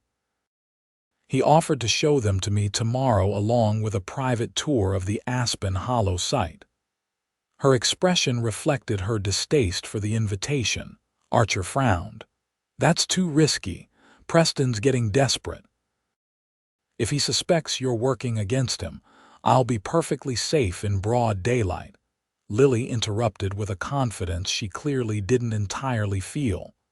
And it might be our best opportunity to gather evidence. She stepped closer to him, her expression softening. I know you're concerned, Archer, but this is important not just for us, but for everyone in White River. We can't let Preston destroy what this town is, what it could become. The us in her statement caught Archer's attention, warming something deep inside him despite his worry. He reached out, gently tucking a strand of auburn hair behind her ear. You've become quite invested in White River's future for someone who's only been here a few weeks. Lily leaned slightly into his touch. I've found reasons to care about this place, she said softly, and its people. The air between them seemed to thicken with unspoken emotions. Archer's hand moved to cup her cheek, and Lily's eyes fluttered closed momentarily. We'll figure this out, he promised. Together. She nodded, opening her eyes to meet his gaze. Together, she agreed. But now, I should get back to the boarding house before Mrs. Hollister sends out a search party. She's already far too interested in my social engagements. Archer smiled, an expression that was becoming less foreign to his face with each passing day. Can't blame her. Eastern schoolteacher having dinner with a railroad magnate one night, sneaking out to meet the town's most dangerous man the next. You're the most interesting thing to happen to White River in years. Lily laughed, the sound filling the schoolroom with warmth. A dubious distinction, I'm sure. She sobered slightly. Be careful, Archer. Preston was asking questions about your cabin, its location, how isolated it is. I think he's considering more direct methods of removing obstacles. The warning was unnecessary. Archer had lived with threats for most of his adult life, but he appreciated her concern. I'm always careful, he assured her, and I'm hard to find when I don't want to be found. He escorted her back to the boarding house, keeping to the shadows as much as possible. At the foot of the porch steps, Lily paused, glancing around to ensure they weren't observed before quickly pressing her lips to his. For luck, she whispered, echoing her words from earlier that day. "Tomorrow, after school, I'll meet Preston as planned and learn what I can." As Archer watched her disappear into the boarding house, the brief warmth of her kiss lingering on his lips, he was struck by how completely this woman had upended his carefully constructed isolation. In just a few weeks, Lily Lane had become essential to him in ways he'd never imagined possible. And that made Preston's threat all the more dangerous, because now, for the first time in 7 years, Archer Dawson had someone to lose. The next morning dawned with an unseasonable chill, a hint of the Wyoming winter to come. Archer had spent the night in a restless state, alternating between planning how to gather evidence against Preston and worrying about Lily's safety. By sunrise, he had decided to take a more direct approach. He rode to Aspen Hollow before most of the prospectors had begun their day's work. The site was quiet, with only a few early risers already panning in the stream or digging into its banks. Archer dismounted near the area where he'd seen Harker and Doyle plant gold 2 days earlier, and began his own careful examination of the soil and water. After an hour of methodical work, he had found what he was looking for: clear evidence of tampering with the stream bed, along with several small gold flakes that had been artificially introduced to the site. He carefully collected samples in small cloth pouches, noting the precise locations where they had been found. As he was finishing, a voice called out from behind him, "Finding anything worthwhile, Dawson?" Archer turned to find Mitch Harker watching him from horseback, his expression a mixture of suspicion and amusement. Frank Doyle was nowhere to be seen, which put Archer immediately on alert. The two hired guns rarely operated separately. "Just looking," Archer replied evenly, pocketing the cloth pouches. Curious about all the excitement, Harker dismounted, his hand resting casually near his holstered pistol. "Curious, huh? Funny, Mr. Preston figured you might be more than curious. Said you might be causing trouble for his plans." The hired gun smiled unpleasantly. "Said we should make sure you understand the opportunities this gold discovery and the railroad bring to White River." "I understand perfectly," Archer replied, his own hand moving closer to his sidearm. "I understand that Preston's salting the claim, manipulating land values, and lying to the people of White River about his true intentions." Harker's smile disappeared. "That's a serious accusation, Dawson, not the kind of talk that's healthy in a boom town." He glanced around the site, which was beginning to fill with prospectors starting their day's work.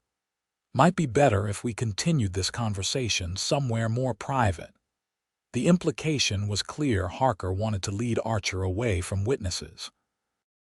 "Another time, perhaps," Archer said, moving toward his horse. "I've got business in town." Harker stepped into his path. "Mr. Preston's business takes priority today. He's quite insistent on speaking with you away from town, away from prying eyes." "Tell Preston if he wants to talk, he can find me at the sheriff's office," Archer replied, his voice hardening. "I'll be there with evidence of his fraud." Harker's hand moved to his gun. "That's not how this is going to work, Dawson." Before the hired gun could draw, Archer's fist connected with his jaw, sending him staggering backward. Harker recovered quickly, lunging forward with a roar of anger. The two men grappled, their struggle attracting the attention of nearby prospectors who gathered to watch what they assumed was just another gold camp fight. Archer was the more skilled fighter, but Harker was younger and heavier.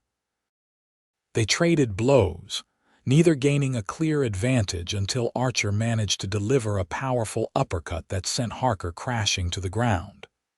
The hired gun lay still for a moment, blood trickling from a split lip, then slowly reached for his gun.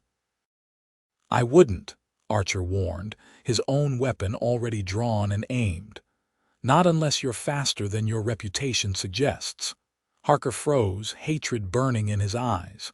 This isn't over, Dawson. It is for now, Archer replied, keeping his gun trained on Harker as he backed toward his horse. Tell Preston his scheme is finished. I have proof of the fraud, and by nightfall, everyone in White River will know what he's been planning. Mounting his horse, Archer kept his weapon ready as he rode away from Aspen Hollow. He had no doubt that Harker would report to Preston immediately, which meant time was running short. He needed to find Lily and ensure she didn't keep her appointment with the railroad man. With evidence of the salted claim in his pocket, they could go directly to Sheriff Jenkins and expose the entire scheme. But when Archer reached the schoolhouse, he found the students milling about in the yard, their expressions confused and concerned. Thomas Miller, the Reverend's son, ran up to him as he dismounted. "Mr. Dawson, have you seen Miss Lane?" the boy asked anxiously. "She didn't come to school this morning, and Mrs. Hollister said she left the boarding house early to prepare lessons, but she's not here." A cold dread settled in Archer's stomach. "When did anyone last see her, Thomas?" "Mrs. Hollister said she had breakfast real early before anyone else was up," the boy replied. "Said she seemed in a hurry." Archer scanned the schoolyard, noting the absence of Lily's personal items that usually sat on her desk, visible through the window. "Thomas, I need you to go find Sheriff Jenkins. Tell him to meet me at Mrs. Hollister's boarding house right away. Can you do that?" The boy nodded earnestly. "Yes, sir. Is Miss Lane in trouble?" "I hope not," Archer replied grimly. "Now go, quickly." As Thomas ran toward the sheriff's office, Archer remounted and rode to the boarding house at a gallop, his mind racing through possibilities, none of them good. Had Preston somehow discovered Lily's deception? Or had she decided to confront him directly with what she knew? Mrs. Hollister met him at the door, her expression anxious. "Mr. Dawson, thank heavens. I was just about to send for the sheriff. Miss Lane is missing." "Tell me exactly what happened," Archer demanded, following the landlady into the house. "She came down very early, before 6 o'clock, Mrs. Hollister explained, wringing her hands. "Said she needed to prepare for a special lesson today and would take breakfast with her. She seemed preoccupied but not alarmed or anything unusual." "Did she say where she was going?" Archer pressed. "Was anyone waiting for her?" "Not that I saw," Mrs. Hollister replied. "But about an hour later, Mr. Preston and his men left in quite a hurry. They've cleared out their rooms entirely, said something about urgent business requiring their immediate departure." She lowered her voice. "Between us, Mr. Dawson, I thought it very strange. Mr. Preston had paid for the entire week in advance." Archer's blood ran cold. Preston leaving suddenly, Lily missing it couldn't be coincidence. Did Preston leave any indication of where he was heading? No, but one of his men, the larger one with the scar, asked for provisions for a journey to Cheyenne, Mrs. Hollister recalled. Said they'd be traveling through the high country rather than taking the main road.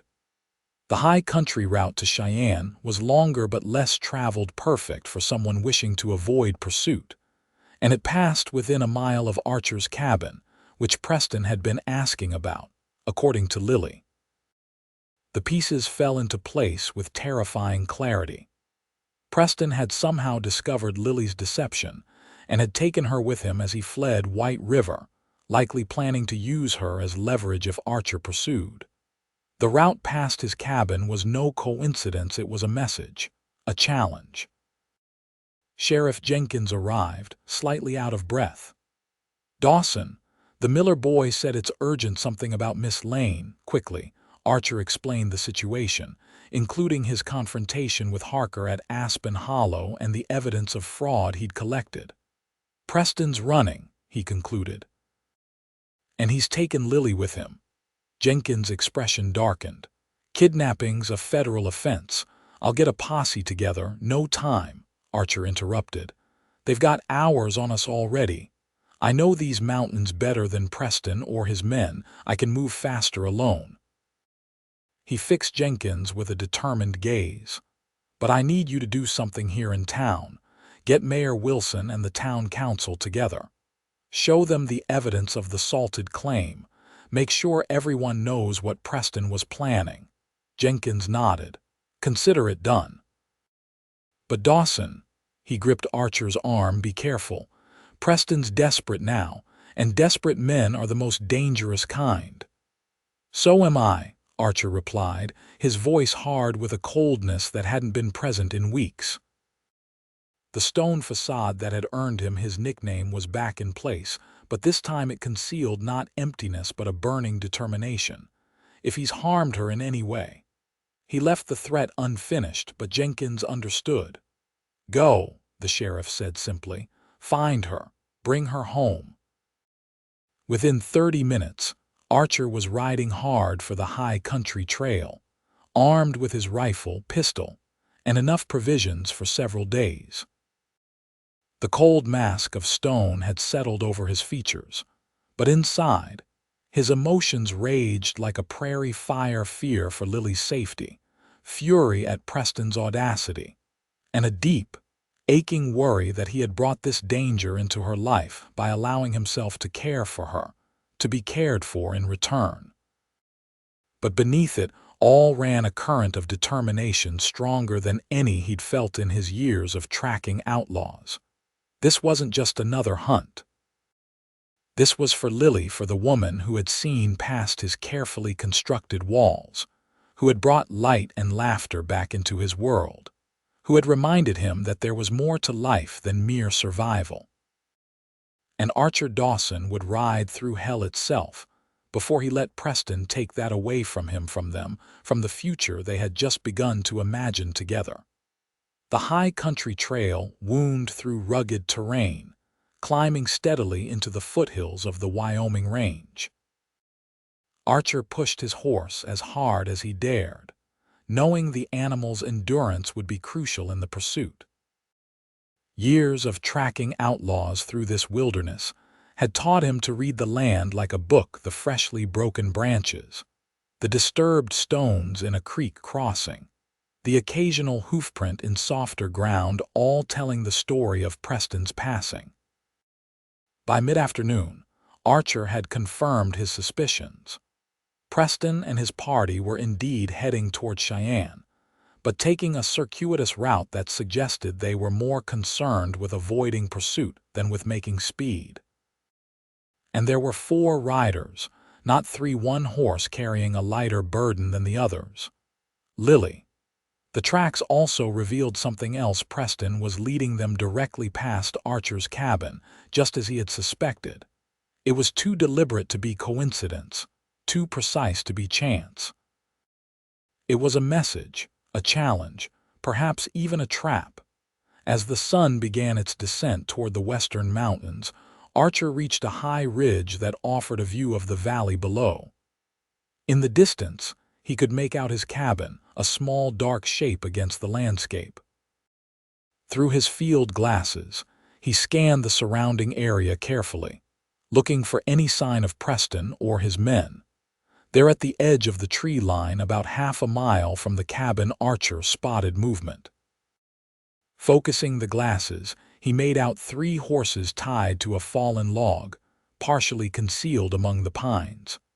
Of Preston, Harker, Doyle, and Lily, there was no sign, but the presence of the horses confirmed they had stopped, perhaps waiting for him.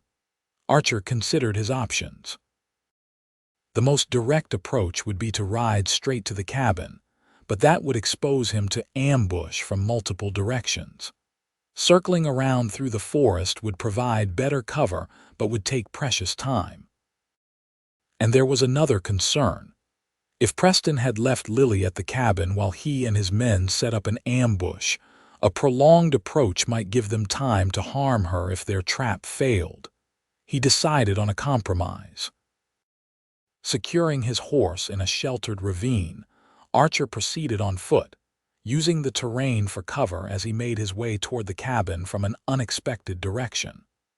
The going was slow but silent, his years of tracking having taught him how to move through wilderness without betraying his presence. As the distance closed, Archer caught glimpses of Preston's men positioned around the cabin. Harker was crouched behind a woodpile about 30 yards from the front door, rifle at the ready. Doyle had taken up position behind a large boulder to the east, commanding a view of the main trail approach. Of Preston himself, there was still no sign, and no sign of Lily.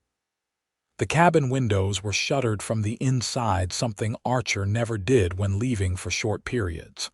Someone was inside, and his instincts told him it was Lily and Preston. Circling to approach from the blind spot behind Doyle's position, Archer moved silently through the lengthening shadows. When he was within 20 feet of the hired gun, he deliberately stepped on a dry branch, producing a sharp crack in the stillness. Doyle spun around, gun raised, eyes scanning the trees. "Who's there?" he called, his voice betraying nervousness. "Harker, that you?" Archer remained motionless in the shadows, waiting. After a tense moment, Doyle turned back toward the cabin, but his posture had changed, more alert, more fearful. Another carefully placed step, another deliberate sound. Doyle whirled again, this time firing a shot into the trees where Archer had been moments before. "Damn it! Who's out there?" he shouted. From across the clearing, Harker's voice responded. "What the hell are you shooting at, Doyle?" "There's someone in the trees." "I heard something," Doyle called back, his eyes wild as they searched the gathering darkness. "Stay at your post," Harker ordered. "It's probably just a deer or something," but Doyle was rattled. As Archer had hoped, the hired gun abandoned his position, moving cautiously into the trees to investigate the sounds. The moment he was deep enough in the forest, Archer struck, coming up behind him, one arm locking around Doyle's throat in a vise-like grip, the other wrenching the gun from his hand. Doyle struggled briefly before Archer's choke hold rendered him unconscious. Working quickly, Archer bound and gagged the hired gun, securing him to a tree well away from the clearing. One down, two to go. Harker would be more difficult. Unlike the nervous Doyle, the senior hired gun was experienced and patient. He wouldn't abandon his position easily. And then there was Preston, presumably inside the cabin with Lily. The situation called for a different approach. Returning to the edge of the clearing, Archer studied the cabin again. A thin wisp of smoke rose from the chimney, suggesting the fireplace had been lit unnecessarily on a mild autumn day, unless someone was trying to create the impression that the cabin was occupied as usual. Making his decision, Archer retreated to where he had left his horse. From his saddlebag, he removed a small package wrapped in oilcloth. Inside were 3 sticks of dynamite, a remnant from his last bounty hunting job, when he'd needed to flush a fugitive from an abandoned mine. He had never imagined he would use them at his own home. With the dynamite and Doyle's rifle, Archer made his way to a position that gave him a clear view of both Harker and the cabin door. The sun had nearly set, the valley falling into deep shadow. It was time. Taking careful aim at a fallen tree about 50 yards beyond Harker's position, Archer fired a single shot from Doyle's rifle. The report echoed through the valley, and Harker immediately spun toward the sound, his own rifle raised. In the moment of distraction, Archer lit the fuse on 1 stick of dynamite and hurled it toward the fallen tree. The explosion was deafening in the quiet valley, sending birds scattering from the trees and filling the air with smoke and debris. Harker, believing he was under attack from that direction, began firing rapidly into the smoke. At the same moment, the cabin door flew open and Preston emerged, gun in hand, pulling Lily roughly beside him as a shield. "Dawson," Preston shouted into the chaos. "I know it's you." Show yourself or the schoolteacher dies right now." Archer's blood ran cold at the sight of Lily, her hands bound before her, a bruise darkening one cheek. But her eyes were clear and defiant, scanning the tree line as if searching for him. "Last chance, Dawson." Preston called again, pressing his gun to Lily's temple. "Throw out your weapons and step into the clearing, or I pull the trigger." From his position in the trees, Archer lit the second stick of dynamite, but this time, instead of throwing it, he wedged it into a crevice in a boulder about 20 feet behind Preston. The explosion would be enough to create confusion without risking harm to Lily. "I'm coming out," Archer called, his voice carrying across the clearing. "Don't hurt her." Preston's face twisted into a triumphant smile. "Wise decision." "Hands where I can see them, Dawson." Archer stepped partially into view, his hands raised, seemingly surrendering.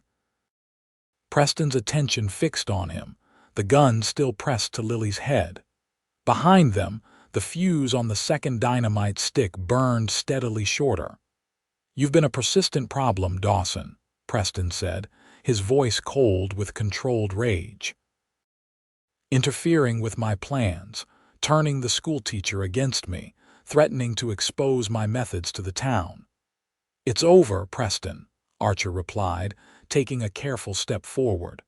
"Sheriff Jenkins has the evidence of the salted claim by now.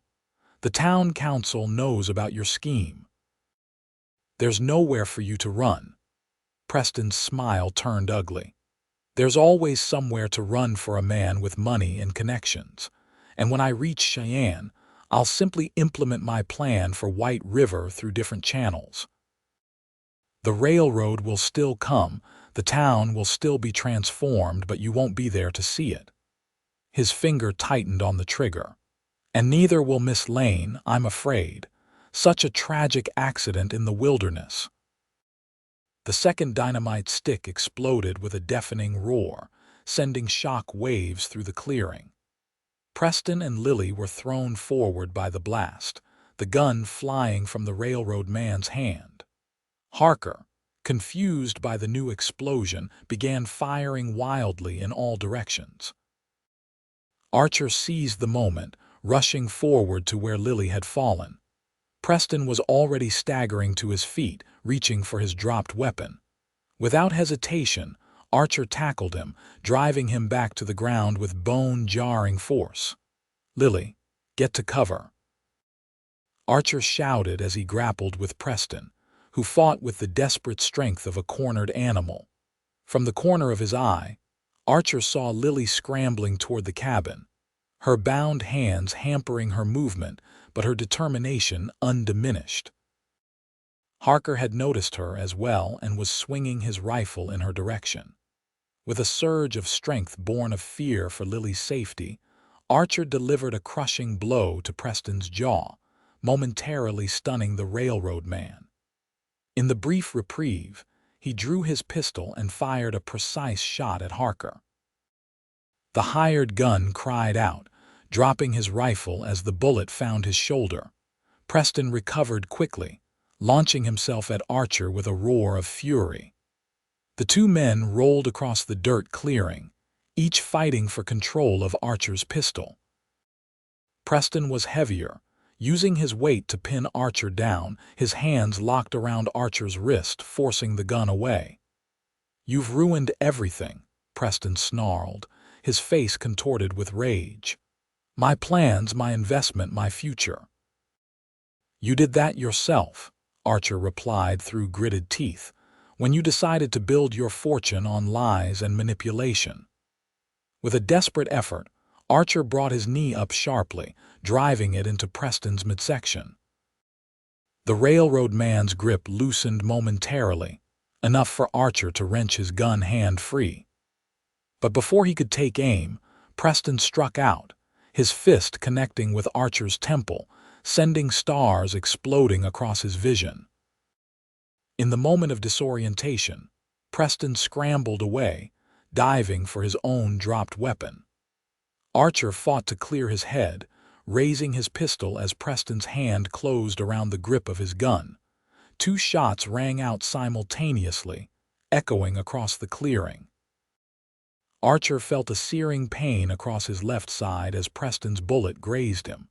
But his own shot had found its mark. Preston staggered backward, a look of shocked disbelief on his face as a dark stain spread across his expensive vest.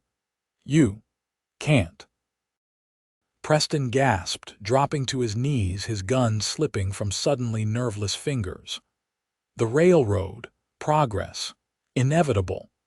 "Not your kind of progress," Archer said grimly, forcing himself to his feet despite the pain in his side. Preston toppled forward, face down in the dirt of the clearing. A few yards away, Harker was trying to drag himself toward his fallen rifle, leaving a trail of blood from his wounded shoulder. Archer kicked the weapon well out of reach, then delivered a precise blow to the hired gun's head, rendering him unconscious. Only then did Archer turn toward the cabin. "Lily," he called, his voice tight with fear. "Lily." The cabin door opened slowly, and Lily appeared, her bound hands now in front of her rather than behind, her face pale but resolute. "Archer," she whispered, her eyes taking in the scene, Preston's motionless form, Harker unconscious, the evidence of the fierce struggle. "You're hurt." She rushed toward him, nearly stumbling in her haste. Archer caught her, steadying her despite the pain lancing through his side. "I'm all right," he assured her, using his knife to cut through the ropes binding her wrists. "Are you hurt? Did they harm you?" "Nothing serious," she replied, rubbing her chafed wrists. "Preston struck me when I refused to write a letter claiming I'd left willingly with him, but otherwise." She glanced at the railroad man's body. "Is he?" "Dead or soon will be," Archer confirmed grimly. "He didn't leave much choice." Lily nodded, her expression a complex mixture of relief and sadness. "And his men?" "Doyle's tied up in the trees. Harker won't be going anywhere with that shoulder." Archer winced as the adrenaline began to fade, the pain in his side intensifying. "We need to get back to White River. Let Jenkins know what happened." "Not until I've tended to your wound," Lily insisted, her teacher's voice brooking no argument. "Inside now, you're bleeding." Despite the circumstances, or perhaps because of them, Archer found himself smiling slightly at her tone. Even after being kidnapped, threatened, and witnessing a deadly confrontation, Lily Lane remained undaunted, her concern for him overriding her own distress. "Yes, madam," he replied, allowing her to lead him toward the cabin. But at the door he paused, turning back to look at the scene of violence that had marred the peaceful valley. "I'm sorry," he said quietly. "I never wanted to bring this kind of danger into your life." Lily's hand found his, her fingers intertwining with his own. "You didn't bring it, Archer. I chose it, chose to stand against Preston's scheme, chose to help expose the truth." Her eyes met his, clear and direct. "Chose you."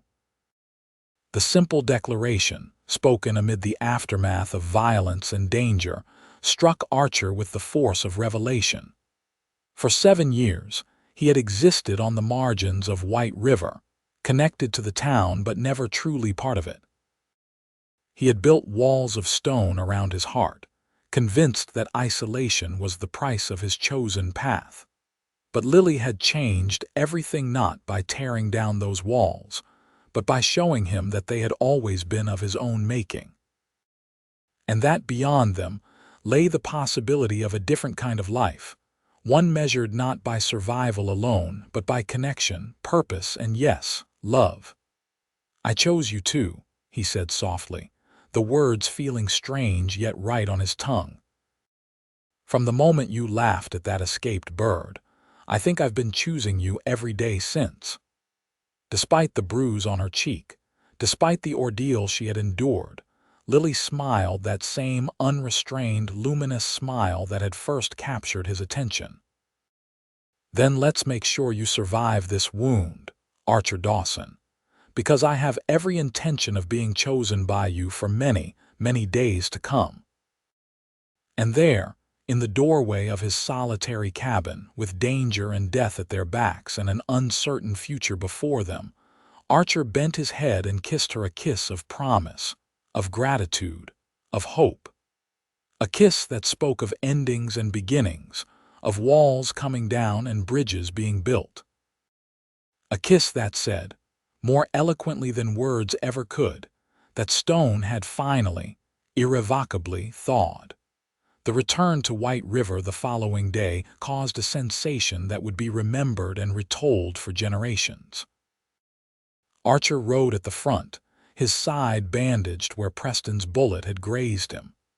Behind him came Lily, her head held high despite the bruise on her cheek. Following them were Harker and Doyle, their hands bound to their saddle horns, guarded by 2 hunters Archer had encountered on the trail who had agreed to assist in bringing the prisoners to justice. Across the final horse lay Preston's body, covered with a blanket.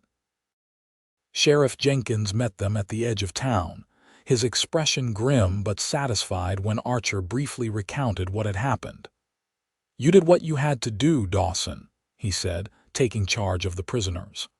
"Preston chose his path, and it led him to a bad end." Word spread quickly through White River. By the time Archer had escorted Lily to Mrs. Hollister's boarding house, a crowd had gathered on Main Street, eager for details of the confrontation that had ended Preston's scheme. Mayor Wilson was among them, his face ashen as he realized how close the town had come to being fundamentally altered by Preston's vision. "The gold discovery, it was all fraudulent?" Wilson asked Jenkins, his voice carrying to the assembled townsfolk. "Every nugget planted by Preston's men," Jenkins confirmed, producing the evidence Archer had collected. "The entire scheme was designed to drive up land values before the railroad came through, with Preston and his investors positioned to profit at the town's expense." A murmur of anger rippled through the crowd. Many had invested their savings in mining equipment, abandoned their regular work to search for gold that didn't exist. The economic impact on White River would be significant, though not as devastating as it might have been if Preston's deception had continued unchecked.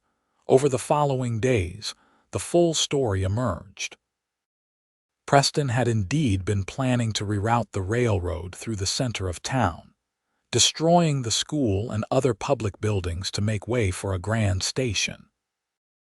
But what lay beneath the school property wasn't gold, or even a water source, it was coal, a rich seam that extended throughout the valley. Preston had discovered it during initial surveys and had kept the information secret, planning to acquire the mineral rights through his railroad company once the land was rezoned for commercial use.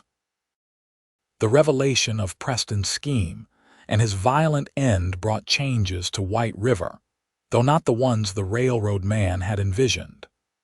The tent city of prospectors gradually dispersed as news of the fraudulent gold discovery spread.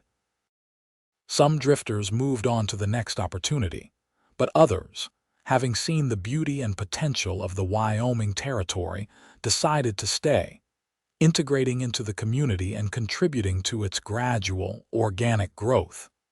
Mayor Wilson, chastened by his role in Preston's plans, resigned his position. In a special election, Benjamin Clark, the cautious but forward-thinking owner of the general store, was chosen to replace him. Under Clark's leadership, negotiations with the railroad company resumed, this time with the town's interests firmly protected. The railroad would still come to White River, but on the town's terms, preserving its character while allowing for sustainable development. As for Archer and Lily, their story was just beginning. The confrontation with Preston had revealed their relationship to the entire town, making it the subject of considerable gossip. But to their surprise and Archer's quiet amazement, the reaction was overwhelmingly positive.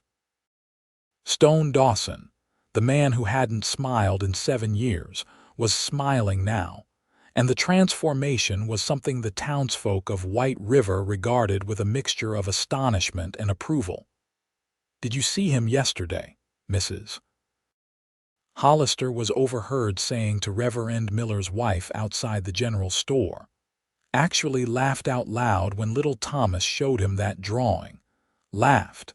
I nearly fainted dead away. "It's the schoolteacher's influence," Mrs. Miller agreed sagely. "She's brought him back to life, if you ask me, and not a moment too soon. This town needs a man like Dawson not just for protection, but as an example of what strength really means." Similar conversations took place throughout White River as autumn deepened toward winter. Archer found himself gradually included in the life of the town, in ways he had never been before: invited to Sunday dinners, consulted on civic matters, greeted warmly rather than with cautious respect. And at his side, more often than not, was Lily, her hand in his, her smile encouraging him to embrace this new chapter of their lives together. One crisp December evening, as the first snow of winter dusted White River with silver, Archer stood on the porch of his cabin, their cabin now, as Lily had officially moved in 2 weeks earlier after a small private wedding ceremony performed by Reverend Miller. The cabin had been transformed, both inside and out. Curtains now hung at the windows, colorful quilts adorned the expanded bed, and bookshelves lined the walls, filled with a harmonious blend of his volumes and hers. Behind him, through the window, he could see Lily preparing their evening meal, her movements graceful and purposeful. She was humming softly, a habit he had come to cherish, one of many small joys that marked his days now. As he watched the snow falling gently across the valley, Archer reflected on the journey that had brought him to this moment. 7 years of solitude, of keeping the world at arm's length, of believing that isolation was the price of his chosen path.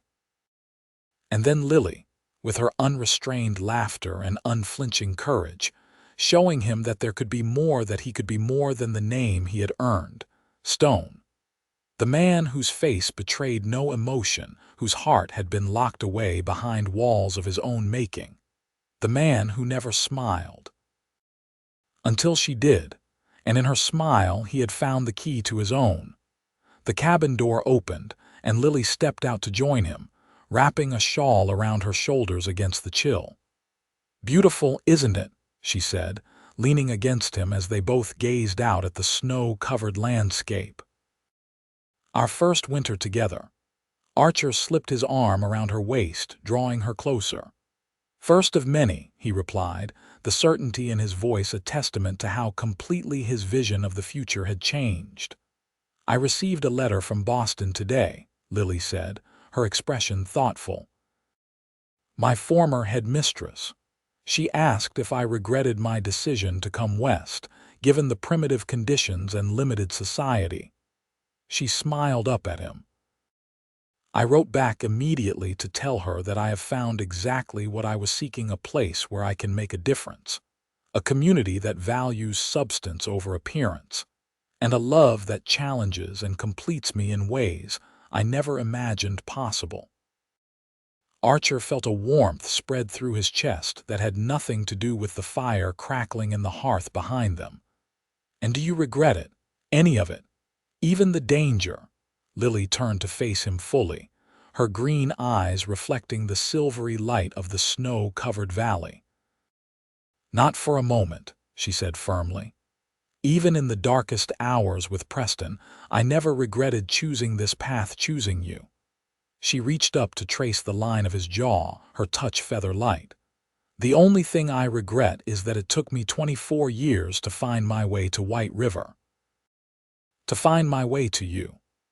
Archer caught her hand, pressing a kiss to her palm, a gesture that had become a private ritual between them, a reminder of their first moments of genuine connection in his cabin.